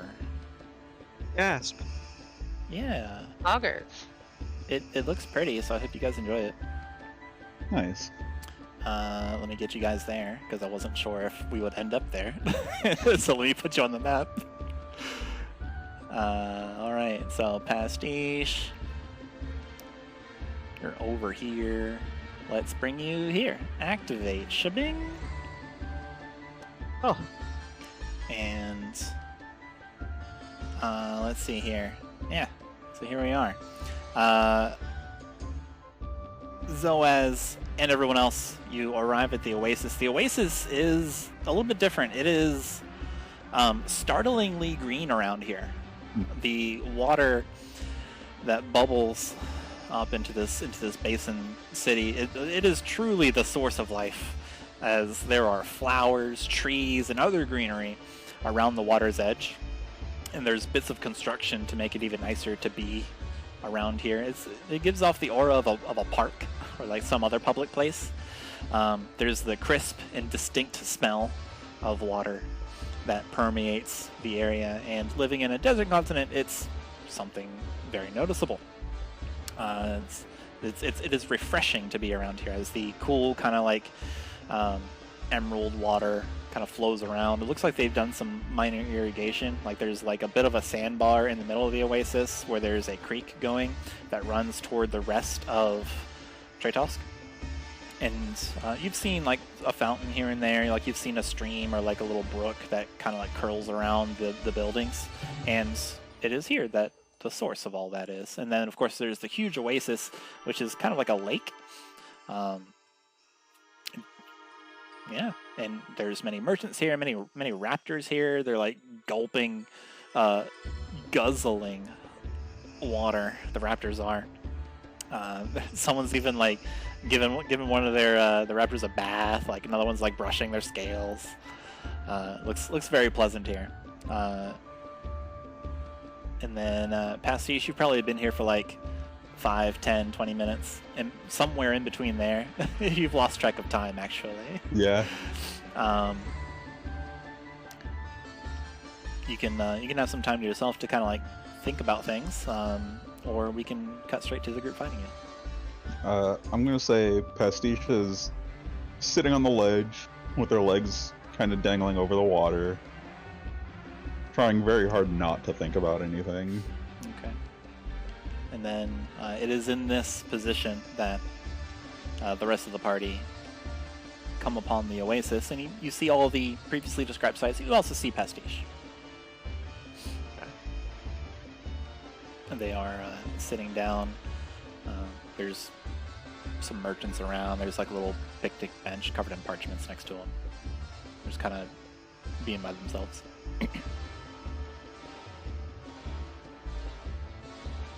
Zoaz was kind of grumbling to himself. I'm so bad with names. This blasted heat. saps all the energy out of you, makes it hard to keep a thought in your head. Do any of you remember? Looks back, notices Xalia has rejoined the group. Yeah. Is Makayla actually with us? Probably. Okay. I can't think of anything else she would be doing, so sure. I know it started with a D. Chuman gives a shrug. Sorry, I was not paying attention to the name specifically. Didn't they say that? Wait. Oh wait, no, Makayla wasn't there for that. Yeah.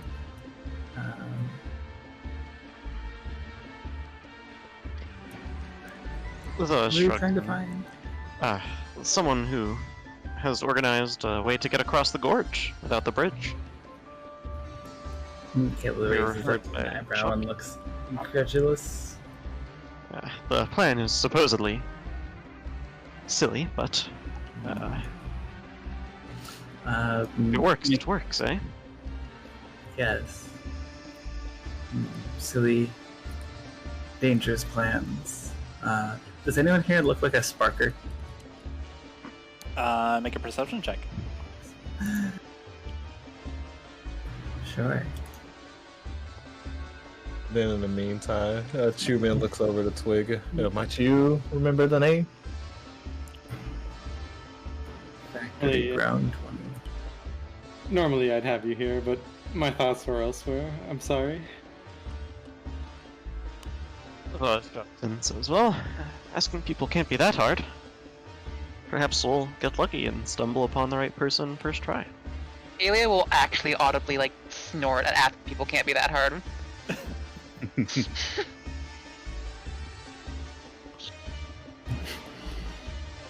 Well, if you manage to get by, I'm sure certainly we can.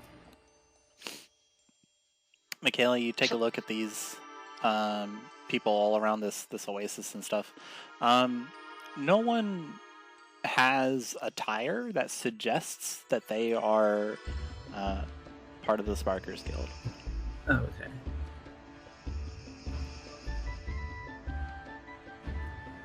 Xalia's gonna like shake her head at Makayla's comment and just kind of... She doesn't even know how to express it. She's gonna like shake her hand around a little bit. And then just minor illusion one of the guards here with like a tongue stuck out.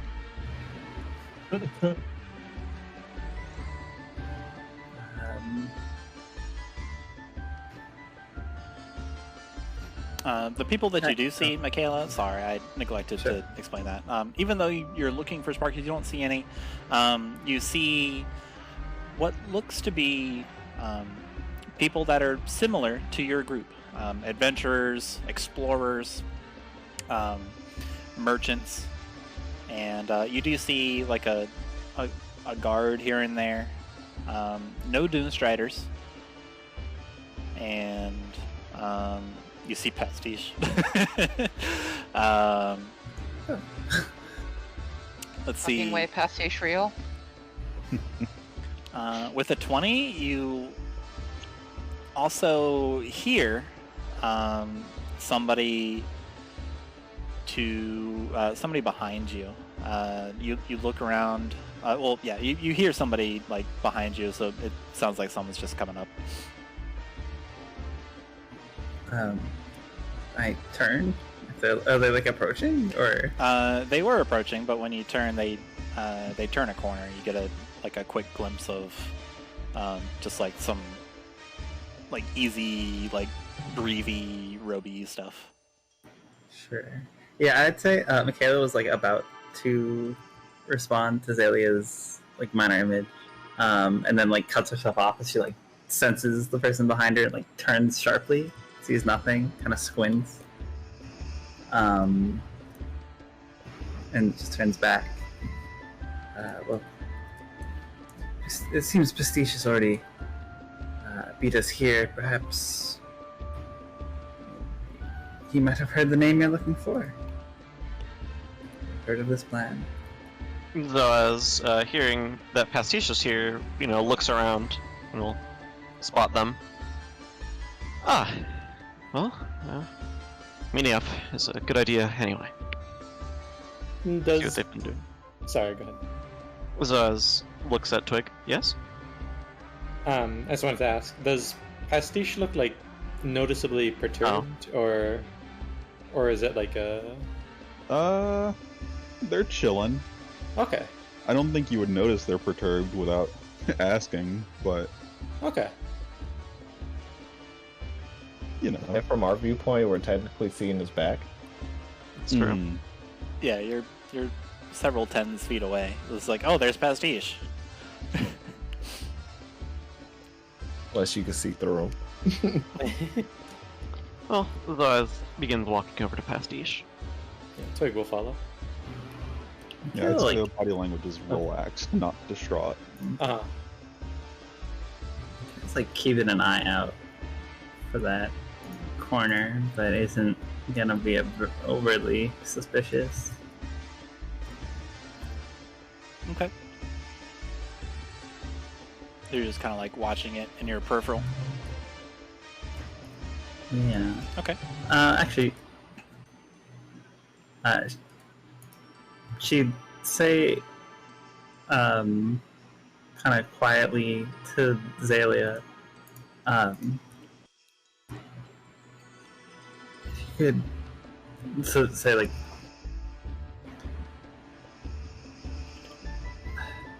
there might be, I have a feeling we're being watched. Could you literally keep an eye on them in the back of your head? Xalia will oblige. She actually put an eye at like the end of one of the tendrils she started growing. Perfect. Pointed exactly where Makayla. Yeah, she'd Actually- like kind of like gesture it, not like making it obvious, but try and just like kind of quick like head nod gesture to Yeah. the general space where it was. Yep. Give you a nod. Thank you. So just kind of grumble and nod. Oh, as you enter the oasis, the music changes to something more oasis-y. something more Durlesque. There you go.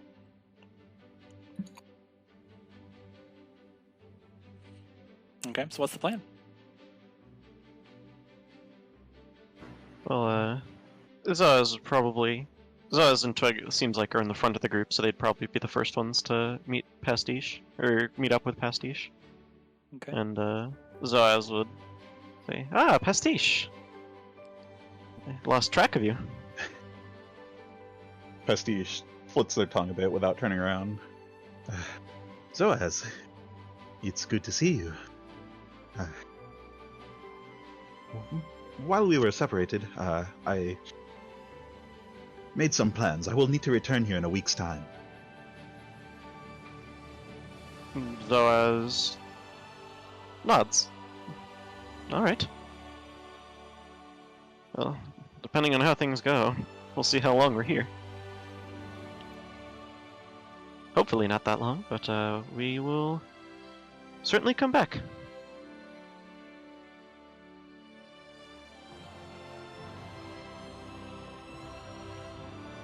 Well, what are you doing here? Looking for someone who supposedly knows how to get across the gorge. Her name begins with a D, although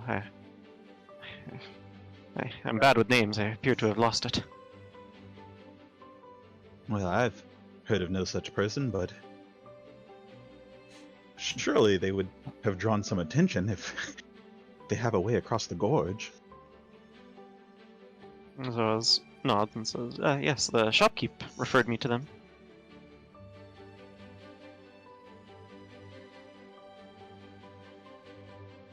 And Zoaz looks around. Does there look like there's anybody sort of important or who is, like has an air of being in charge to them? As you're standing next to Pastiche, you look around. Probably the person that looks... Let's see, there's two people that look put together. Uh-huh.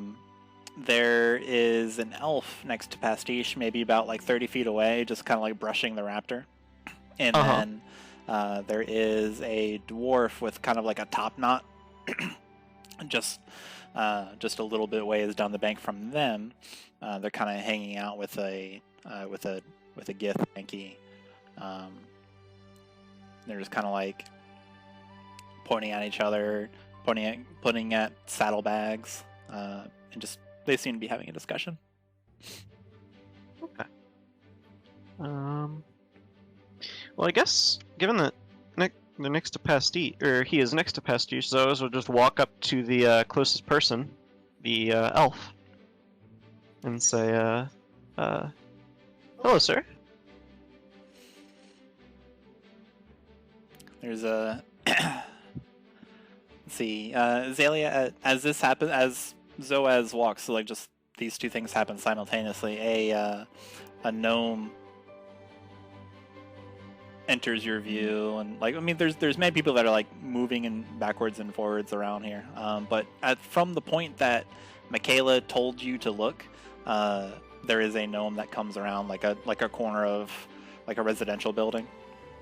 They're in kind of like green leathers, and they just kind of like saunter casually down to the oasis. Alright. Xalia will keep one eye tendril on the gnome and the other one still in that corner. Okay. Don't get them twisted. Huh? Spaghetti.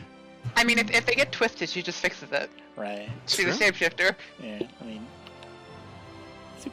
They're heading in kind of a direction that would not cross your path, but they're still heading towards the oasis. And then, Zoaz, you there is a inhale, like a yes. How may I help you? Seem to be looking for someone. I have lost the name, but I was told that they would be around here. Someone. Name begins with a D. Dimyaz, something like that. They seem to know how to get across the gorge. Yes, I am aware of the person that you are seeking. Would you happen to know where they would be? I would. It also seems that you are aware of the person you're seeking. You said their name. But if you're looking for them, they are not here. They are in their abode. Dimios runs the city, and he usually hangs out in the tavern. Can arrange a meeting easily enough, but I hear he's a busy man. I myself have been waiting. He looks at the elf looks at the wrist. 18 hours, 44 minutes, 13 seconds, and 1, 2, 3, and so on. None tenths of a second. I'm sure you get the idea. Though as says, my apologies. And he frowns a little bit. Not like at the elf, but he just kind of like looks off and frowns. I'm afraid you'll have to wait your turn, just like everyone else. Indeed. You know, this place didn't used to be so... I'll use the word uptight. But... them's the rules now, I suppose. He's a busy man. Or maybe it's just the volume, you know? Maybe it's just too many of us merchants picking up and using Ituusk as a town this time. Though as nods. He really did have a hand in shaping up in the city. It's truly better now, so more people are using Ituusk as a waypoint along the sun's path.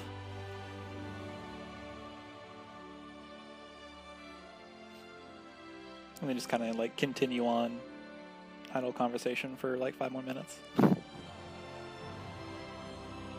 Thus, Yeah, I mean, probably would. He's not exiting the conversation, but he's also not really active in it. Mhm. It's like, yeah, huh, that's crazy. Yeah, Wild. that's crazy. Wild. Oh, I'm so sorry, and or I'm really happy for you, whichever is more applicable. But eventually he'd sort of excuse himself and step away. All right.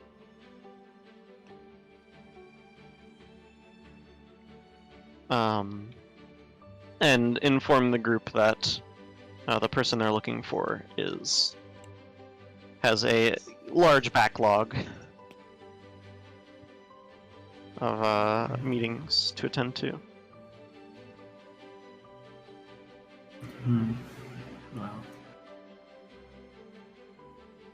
surely somebody knows about his plans to get across this gorge. Zoaz says, well, perhaps we could go and see ourselves at some point. Go over there and scope out the place, for lack of a better term. Mm-hmm. Shouldn't be any harm in doing so. I'm curious, at least about what lies underneath, or sorry, within the gorge itself. The general rumor mill seems to be that something from below caused the destruction. Well, that's unsettling. Indeed.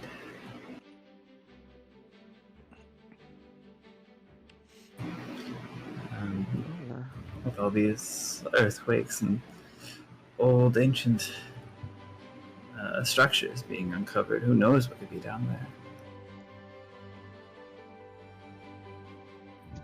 Indeed. Well, at the very least, should probably look around for Dimyo's abode. It seems to be his name, given that the fine gentleman over there said I had gotten the name right. Okay. And Zoaz will just sort of like... He's not like aimlessly going, but he's just sort of going... He picked a direction and started moving. Cool. Looking for a building that could meet that sort of description as the, leader of the town's home. Xalia around Pastiche is going to be a bit slow to rise, but follow from not too far behind. Okay. So Pastiche and everybody hop up. Xalia, around this time, you see somebody also exit from that thoroughfare that Makayla told you to watch. Somebody else also goes into it. So like an elf wearing just kind of like loose robes, just white in color. They walk that direction, and then someone else comes out of like around the corner. It's a red dragonborn. They've got like these huge horns. They've got like a mug, like a frothy mug in their hand. They just kind of like walk aimlessly, Oh, no. kind of stumble aimlessly. Okay.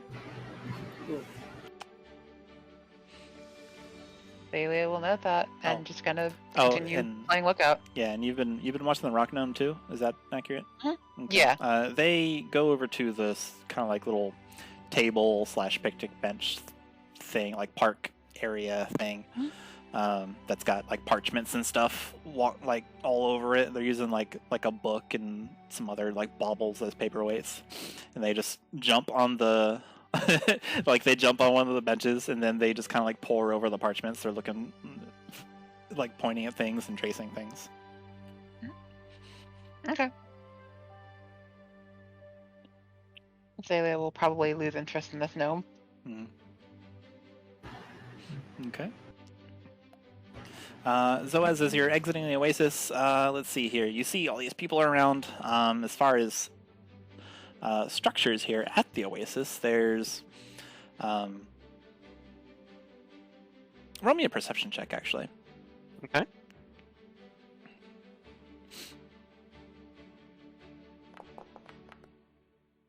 An 8. All right.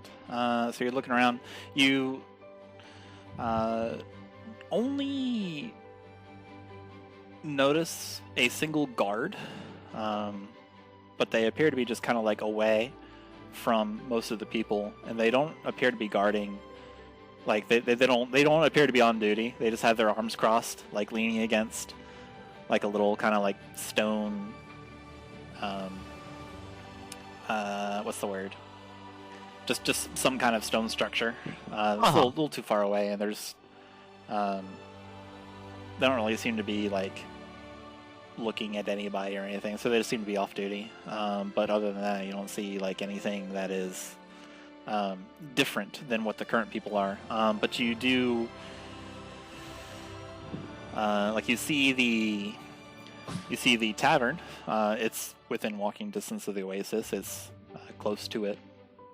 Which is the tavern that you first closely arrived to, called the Uncle's Bluff. Yeah, that seemed to be a place that the elf pointed out Dimio spent his time at, so maybe Zoaz would go there. Sure. So you head there. Anybody else? Are we all in accord? Sorry, where's Zoaz going? The tavern that is right by the Oasis. Yeah, Chuman is kind of lazily following. He's looking around as he's following the group. Okay. Chuman, you also notice like this gnome kind of like looking around at like whatever kind of parchment is on. Like you see these merchants tending to their beasts and stuff. Go ahead and roll me a perception.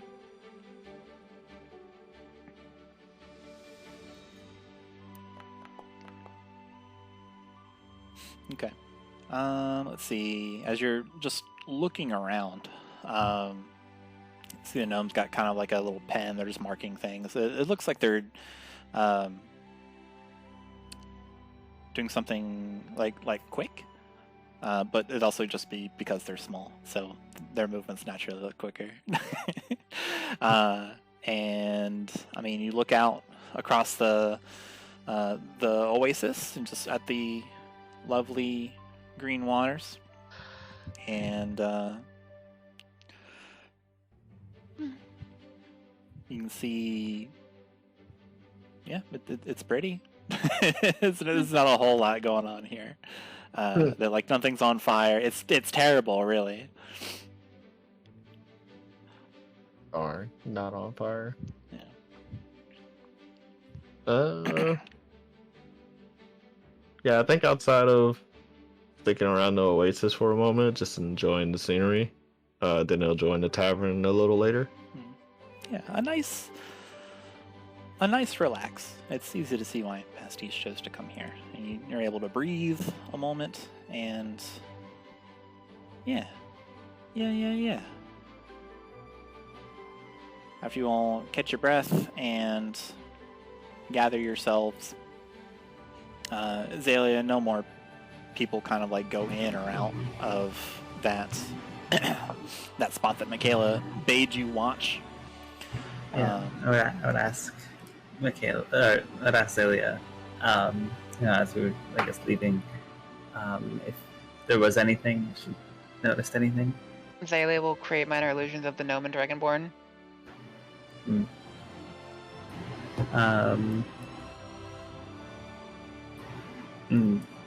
Did they seem like they were following us or anything? Or sorry, like looking at us?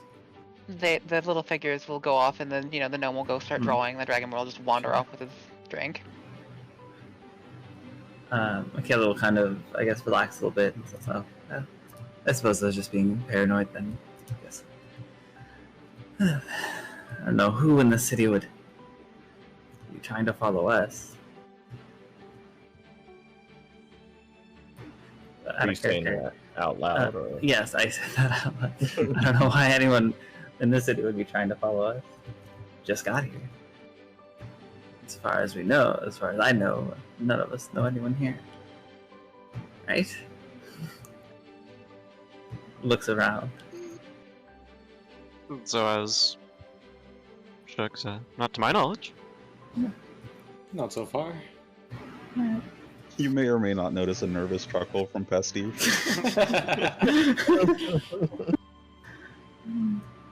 Alright, yeah, I guess then that's it. I think Zoaz would not be able to tell the difference between a nervous chuckle and a serious chuckle from Pastiche. Okay. So you guys head over to the Uncle's tavern. Bluff. The Uncle's Bluff. All right. Yes. Let's see here.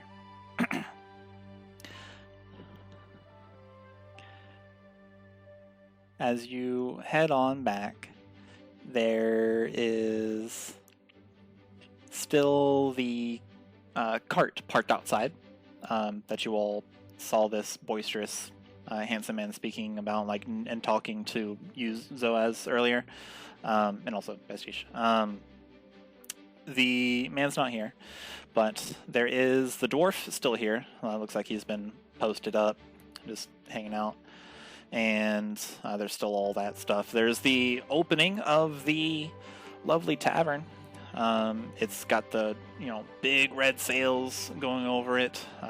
Tavern overall is made out of both kind of wood and like some stucco. And let me bring you over there. And when you arrive at the tavern, the music changes.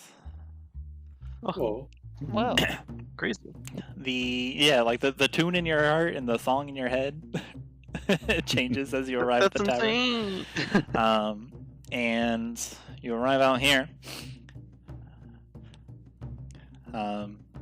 Looks like it is kind of rowdy. There is actually more people outside,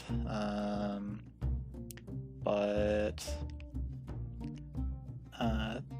zoop, zoop, zoop. There's a couple people outside as you are coming up. Like, you're looking at it, like the windows are kind of like bottle glass. Like you can see an overall glow of firelight inside the tavern. There's like shuffling silhouettes of patrons that are like moving to and fro inside. You can already smell the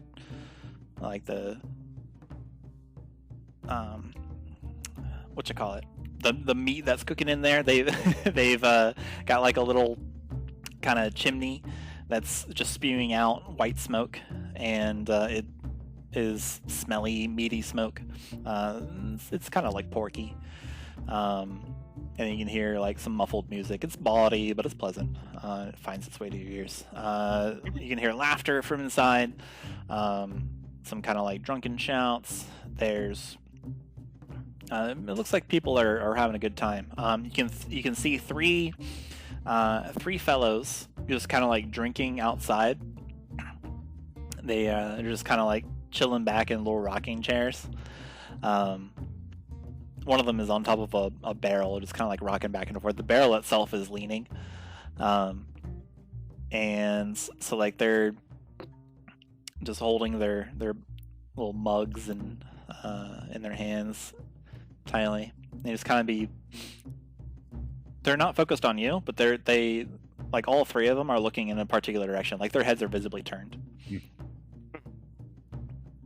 They're looking to the right.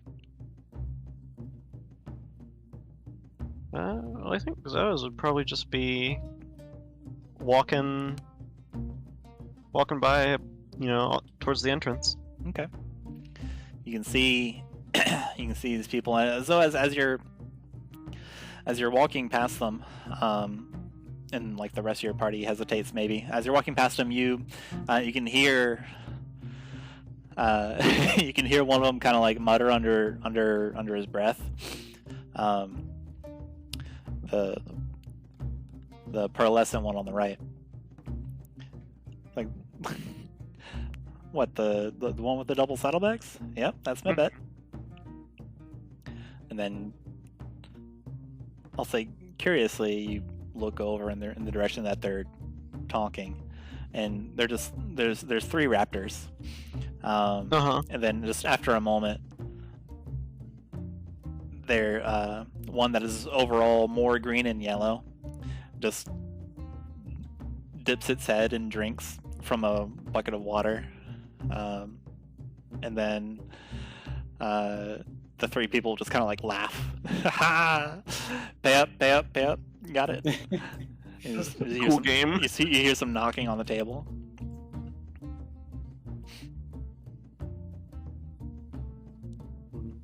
Yeah, I mean, I think Zoaz would probably just keep walking. Okay. In you go then. Don't know about everyone else. I don't think Makayla would pay any mind. Yeah. Maybe Pastiche it's is kind of not paying annoying. attention. Human's not paying attention to it at all. All right. Pastiche, as you make your way past the cart, you can sense a pair of eyes on you, and you hear like a sharp like noise from the dwarf, trying to get your attention. It's quickly followed by hey. Pastiche is going to slow down and turn towards them.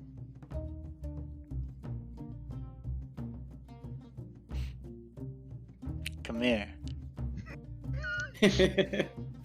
He kind of like waggles a finger at you. Pastiche is going to look back to the group, see that they're all still approaching the tavern, Yeah, your group is leaving you behind. turn back to the dwarf.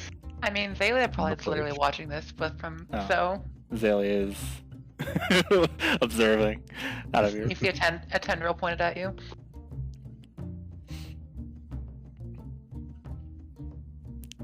Come here. He has a little grin on his dwarvy face. Pastiche is going to get their face right in his face. What do you want? Nothing.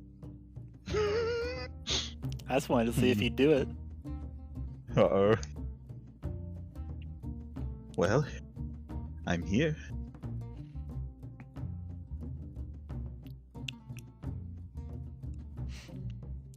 Do you like games? You have games on your phone. Pastiche's eyes widen a little bit. I like games. What sort of games do you play? I've been instructed to offer you a game.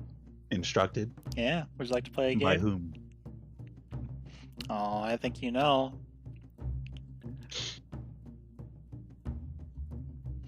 Pastiche is going to reach behind the dwarf's head, snap, and then pull out a little feather. Hold it in front of the dwarf and kind of cock their head to the side. It's a pretty feather you got there. They kind of like give this hoarse laugh, just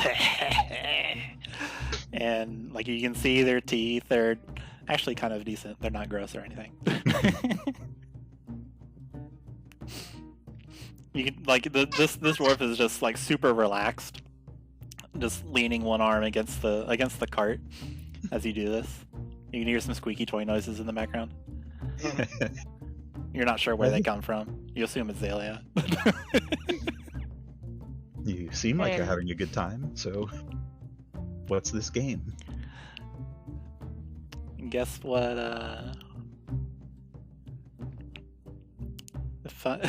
It's the Raptor Chew toys. Yeah, it is.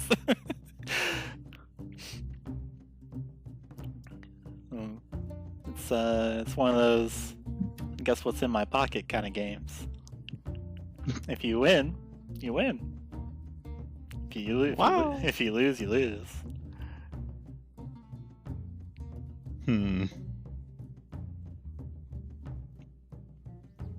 Pastiche looks down, see if they can find any pockets. They're they tap a crate that like they pull a crate and tap it on top, just to punctuate their sentence, as the rest of the party has probably entered inside, minus Xalia. Yeah, Zoaz kept moving. He didn't notice.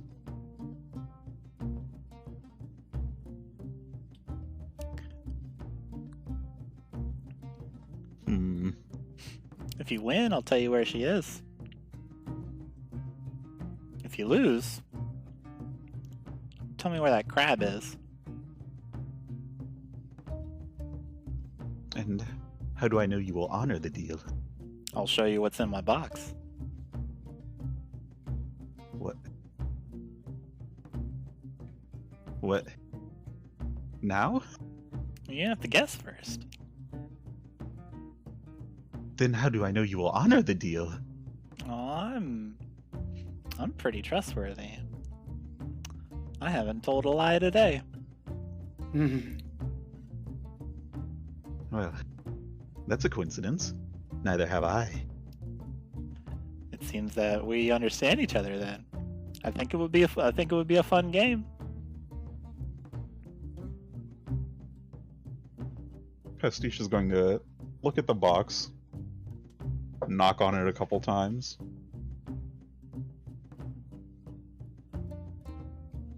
Try to tilt it a bit. What's in the box? You are allowed to tilt it a bit, and you hear some things shift with the weight of gravity. It sounds vaguely metal. Well, roll a perception check, actually. Okay. It makes a noise. We'll determine, see if you can determine the noise. A 9. It sounds vaguely metal, but you're not quite sure. There's something off about it. Like it makes that kind of like metal plus wood noise, but it's off, so you're not sure. Like there's a couple different noises in here. It's a big crate. The crate's maybe as big as the dwarf. Yeah, I figured. Could it be knives? All right. Yeah. Good guess. Yeah. Yeah. Yeah. It's not all though. Guess again. There's something else in here.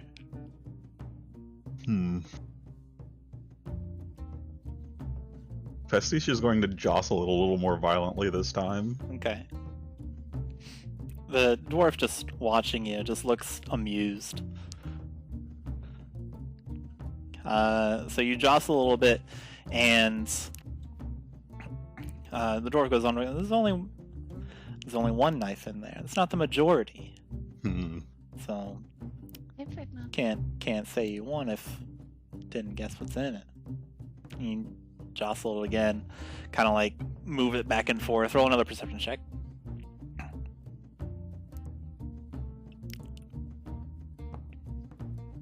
Okay, you can hear with this rattling. You can hear something a little more wooden. You can hear kind of like that thunk, kind of like wood on wood. It also like it feels a little heavy. Like it's not like weighty, but it feels like there's something larger in it. Right. You can hear something bristly.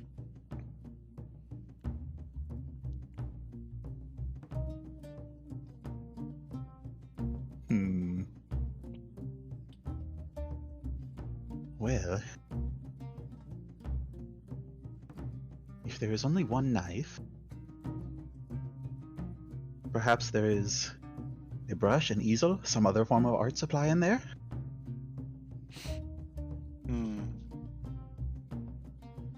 Maybe. But gotta say wrong answer. Hmm. Buzz, buzz. I'll give you one more guess.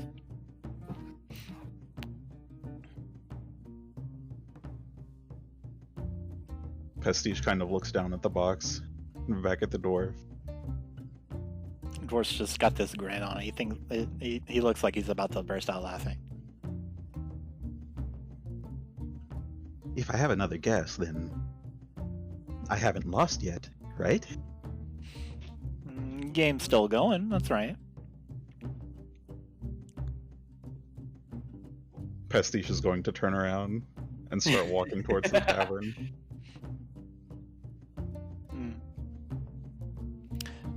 If you quit, you lose. Quitting Well. counts as losing. What if you quit? I'm the one with the box. Xalia's gonna be Hearing trying to that. sneak a mage hand over to the box. Okay. Okay, go for it. So yeah, you just bloop, mage hand. There is now a ghostly hand, kind of like floating through the air, creeping, or trying to. Are you trying to be sneaky about it, or is it just like? Yes. Okay. She's not turning around. She's still looking through her back eyes. Okay. Slide me yay old stealth check. Okay. Favorite. I love that line. I Yeah. can't quit the game. I've got the box. Hey, all right. Luke. Yeah, you manage to obfuscate yourself in such a manner that you are able to cast the spell without raising suspicion of anybody around you. You just appear to be just manipulating your bag or something. And there is now a ghostly hand. But you're not.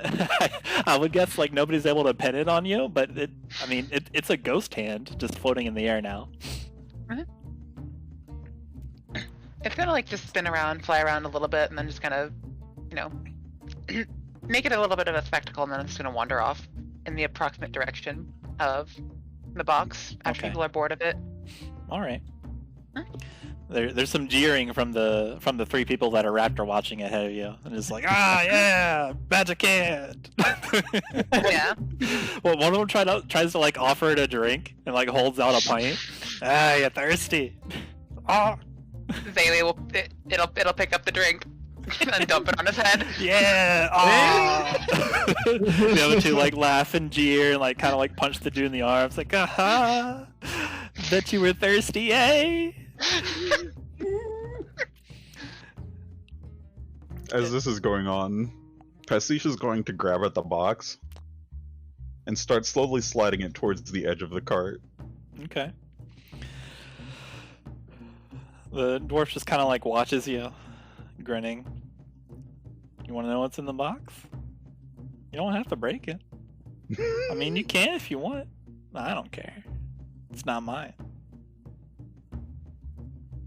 Well, in that case, Pastiche is going to stop pulling slowly and just tip it off the cart. All right. The other group, as this happens, you guys walk in, like you're kind of like walking purposefully. You step inside. There's this pungent kind of like pipe smoke that kind of like hangs in the air, but it's not really like thick to obscure your vision or anything. But there's many creatures of many cultures here. They kind of just clog the interior of the tavern. They're all crowding, tables and benches. There's people at the bars. There's some people that are just like singing poorly. There's the barkeep, which is a gnome with like spectacles, and he's got like this mane of fiery red hair. He's just kind of making sure that everyone has their whistles wet, and there's a bit of a commotion that has just died down as you all enter.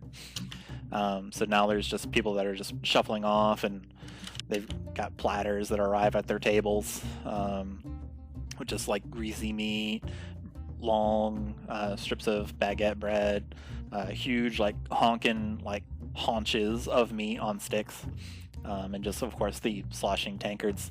The barkeep gives you a nod and a wave as you enter.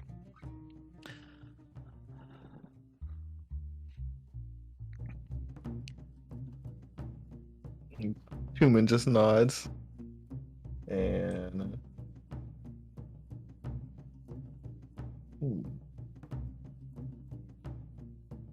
We like rewound time a little bit, so like This is Pastiche yeah, and this is okay. simultaneous. Okay, just making sure. You do not hear a box crashing into the ground. We do not hear. Yeah, ghost hand. Yeah, go Sam! Woohoo!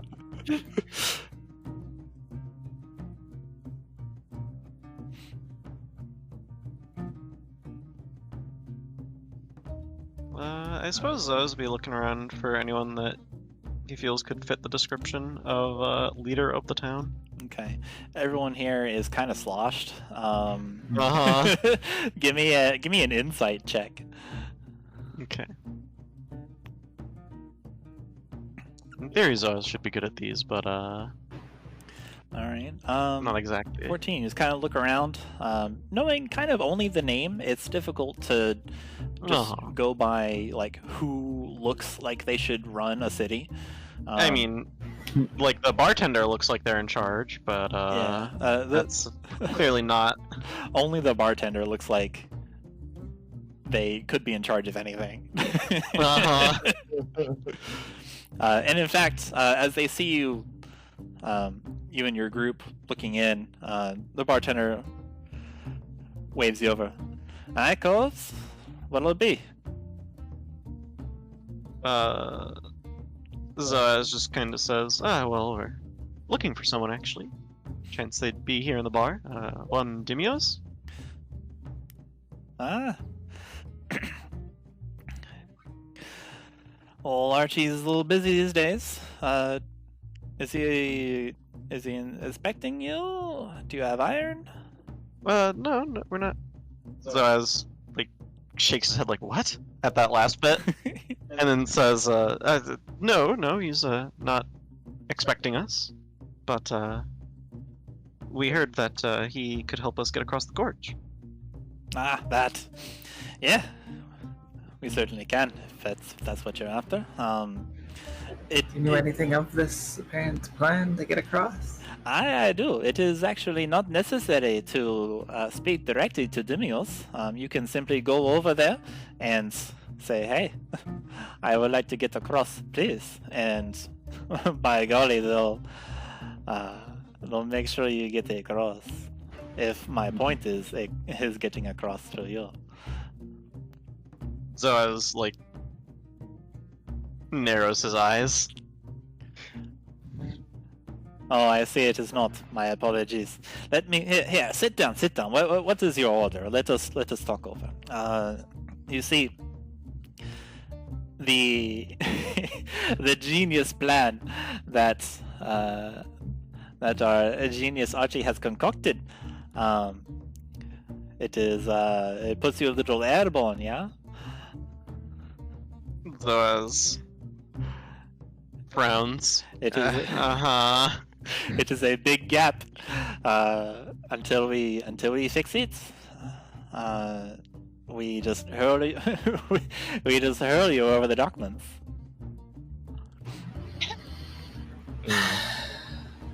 Zoaz, yeah, I think Zoaz and Makayla sigh at the exact same time. Guaranteed to go okay, and he gives you an okay hand. We've done it many times. You have no fear. It is certainly a thrilling ride. In fact,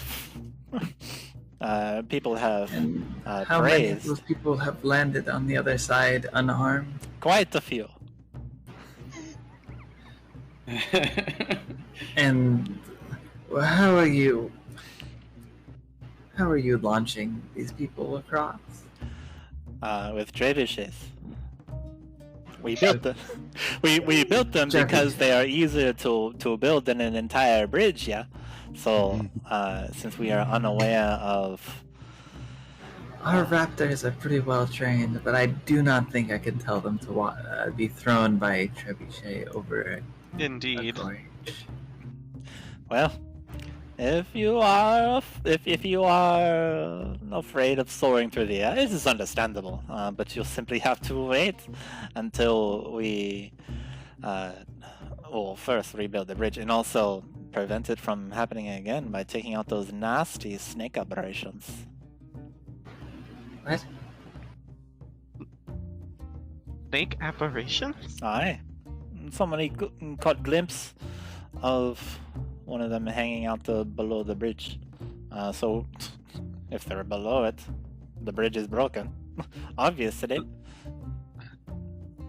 We've got the crew nods and turns back, like, to ask Pastiche if he's been under the bridge recently, and then realizes, oh, Pastiche isn't here with us. Where? Pastiche? Like, kind of raises his voice a little bit. Nope, I assume nobody responds, or if somebody responds, it's just like jeering. Yeah, I think probably about around this time you're like, yeah, ghost hand! Ghost woo hand. woo! So I was just like, what? Twig hears this, and his eyes narrow as he looks confused. And then there's like a moment of realization, and he says, "Where's Xalia?" I think our buddies outside are providing that answer. Makayla just like shrugs as she says, "Can I get a gin and tonic?" Coming right up, my lady. That'll be one silver. He takes a moment and rustles up the gin and tonic and slides it your way.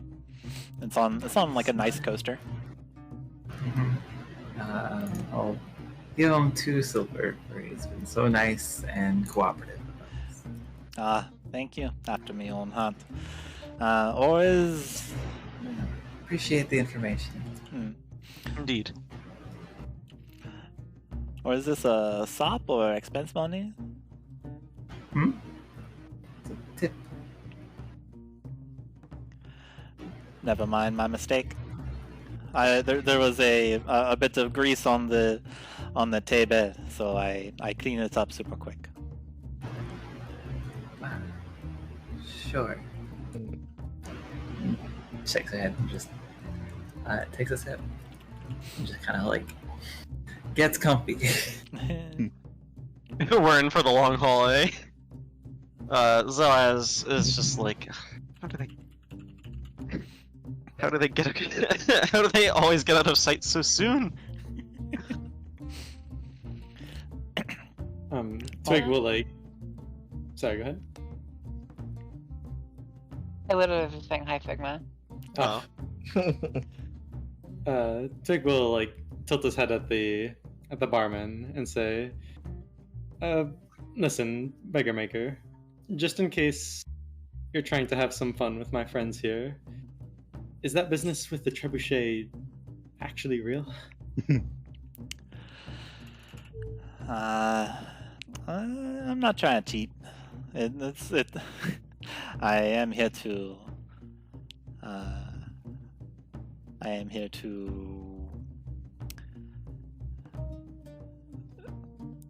I'm here to serve news, serve tales, and bounce, of course. I have no intention to come on. If I did, I'd be getting stripes. No, I'm merely the doormat. Having no fun, but just regular fun of serving delightful drinks, such as this gin and tonic. How are you enjoying it, ma'am? She's just like staring at him, just not like what the words you were just saying. Like she doesn't just kind of like holding it up, like they're looking and like glaring. It's like, what did you just say? What? I'm sorry. Oh, the drink is fine, but what? You're, I suppose. Pardon me. It's sometimes hard to understand what you're saying. Sometimes I guess the regional slang is very different from where I'm from, or where I've been. Nods and looks at Twig. Aye. Malta. The Malta little not familiar with the flashing ken, eh? What brings you here, my feather friend?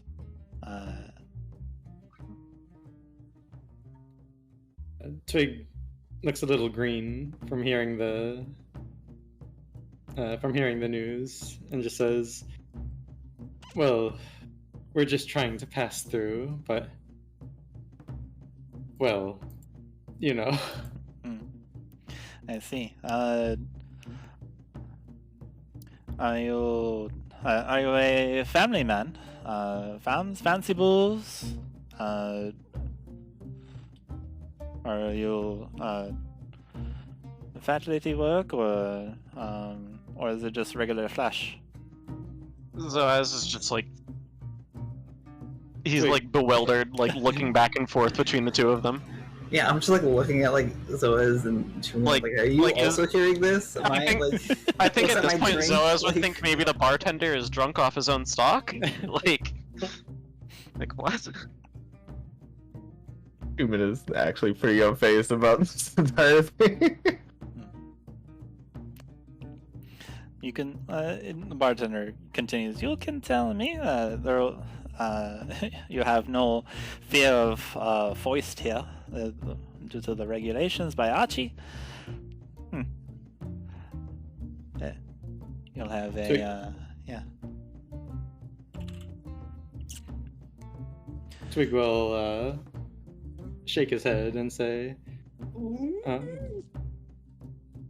"I'm friends with some old hands in Luxnox, but our friends here, we're just on a simple escort." Luxnox. All right. Excellent. We have old Dinios is also aware of the gang over there. A nice little band of Robert's men. How's the route on?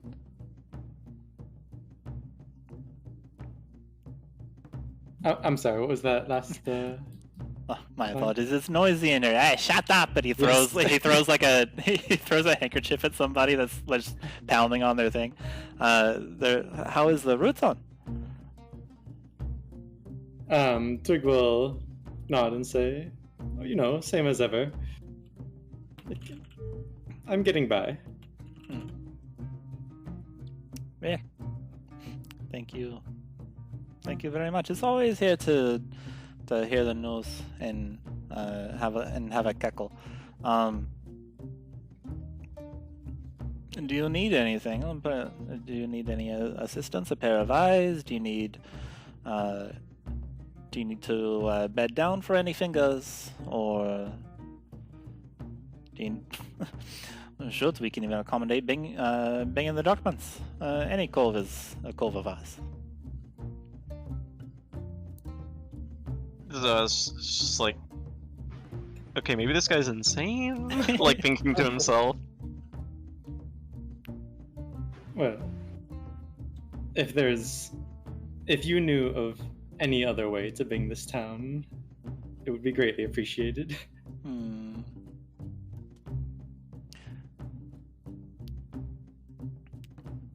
Perhaps.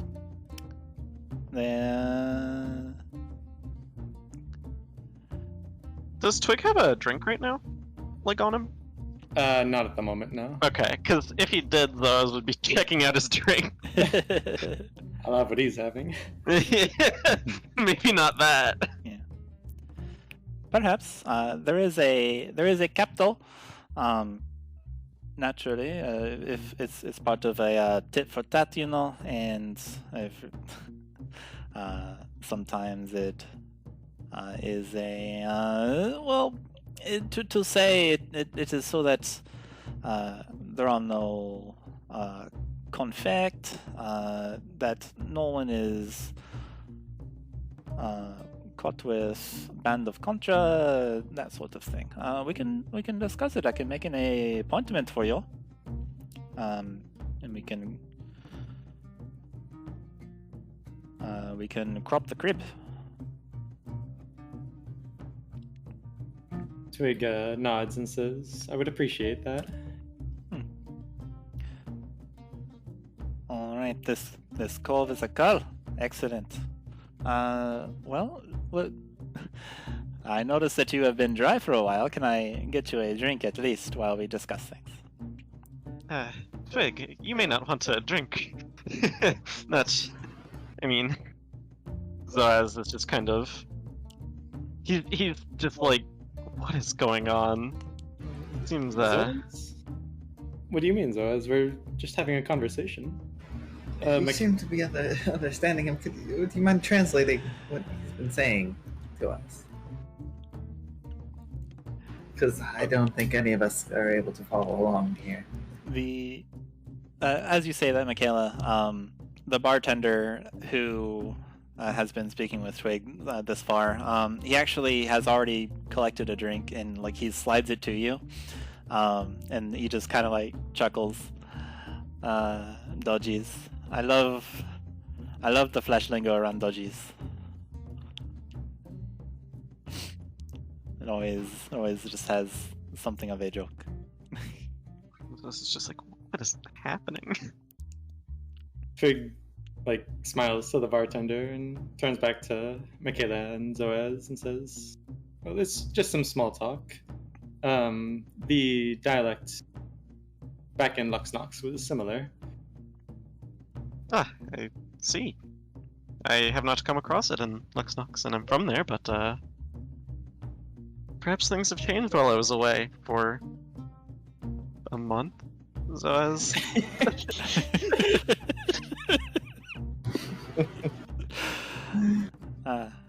It's probably around this time. Let's see.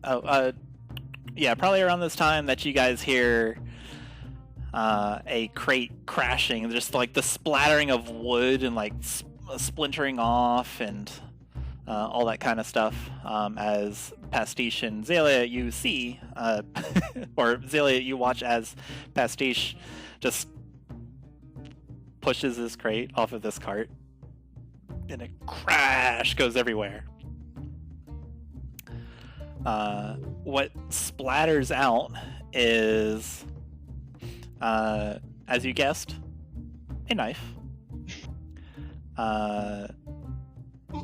several chisels, a chair, What? Okay. a wand, a broom, and a paintbrush. They are just all there on the ground.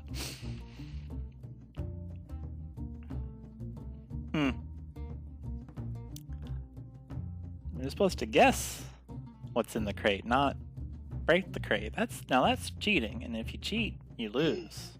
So, where's that crab? Pastiche looks down, takes stock of the items. Xalia's hand comes in and grabs the knife. Yo, magic hand! Ghost hand! Pastiche looks back up at the dwarf. I do not know. Well, that's a pity. Around here somewhere, I'm sure, but I haven't seen him since we entered the town. Well, that's alright. I had a bit of fun. I'll just ask someone else. Someone maybe a little smarter. And they get up, and you notice there's also a table on this cart, and they pick up the table and just like toss it unceremoniously off of the cart. So just like, get out of the way. That's basically what it is. And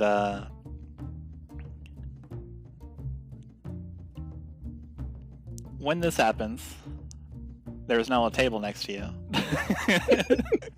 And the dwarf just kind of like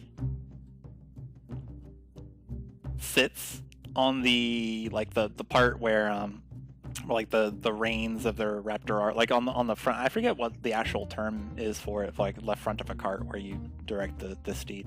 But they're there, and then they just give out a very resounding snap with their fingers, and then the clutter on the floor, on the sand, starts jiggling, and the knife in the magic in the mage hand starts jiggling, and I need you to roll initiative.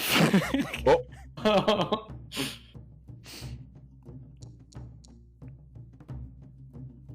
That would be everybody. Everybody, please. Oh, okay. It's not, should have switched to the other dice. Yeah, and so as this is happening, the dwarf. Oh wait, it's too late actually. As this is happening, the dwarf just and whips the reins on the raptor, and he takes this cart full of like pigment, additives, and binding material, just rolled up in sacks, and he just races down the road and like goes for a moment and then turns a corner out of sight. And as these objects on the ground just start jiggling on their own and horrifyingly start to rise up and float in the air, and Pastiche around you, or sorry, Xalia, you watch as Pastiche is surrounded by like floating, like just like a swarm of chisels, the knife in the mage hand. There's like a floating broom that's now just sweeping on its own. There's a wand that's kind of like twirling in the air. The chair is now uprighted itself, and is the table is now stomping towards Pastiche. And Oh boy. behind you hear, yeah, table. And you hear some bets being placed on tables and chairs. Let's go! Of course. Yo, I got 3 on the table. I got 1 on the chair. Nah, it's the broom. It's the broom. I got 5 on the table being flipped. Okay. And as this cart races off, and these objects kind of close in on you, Pastiche, you can see, like you hear just in your head, the little kind of like smirking chortle of feather just permeate through your mind.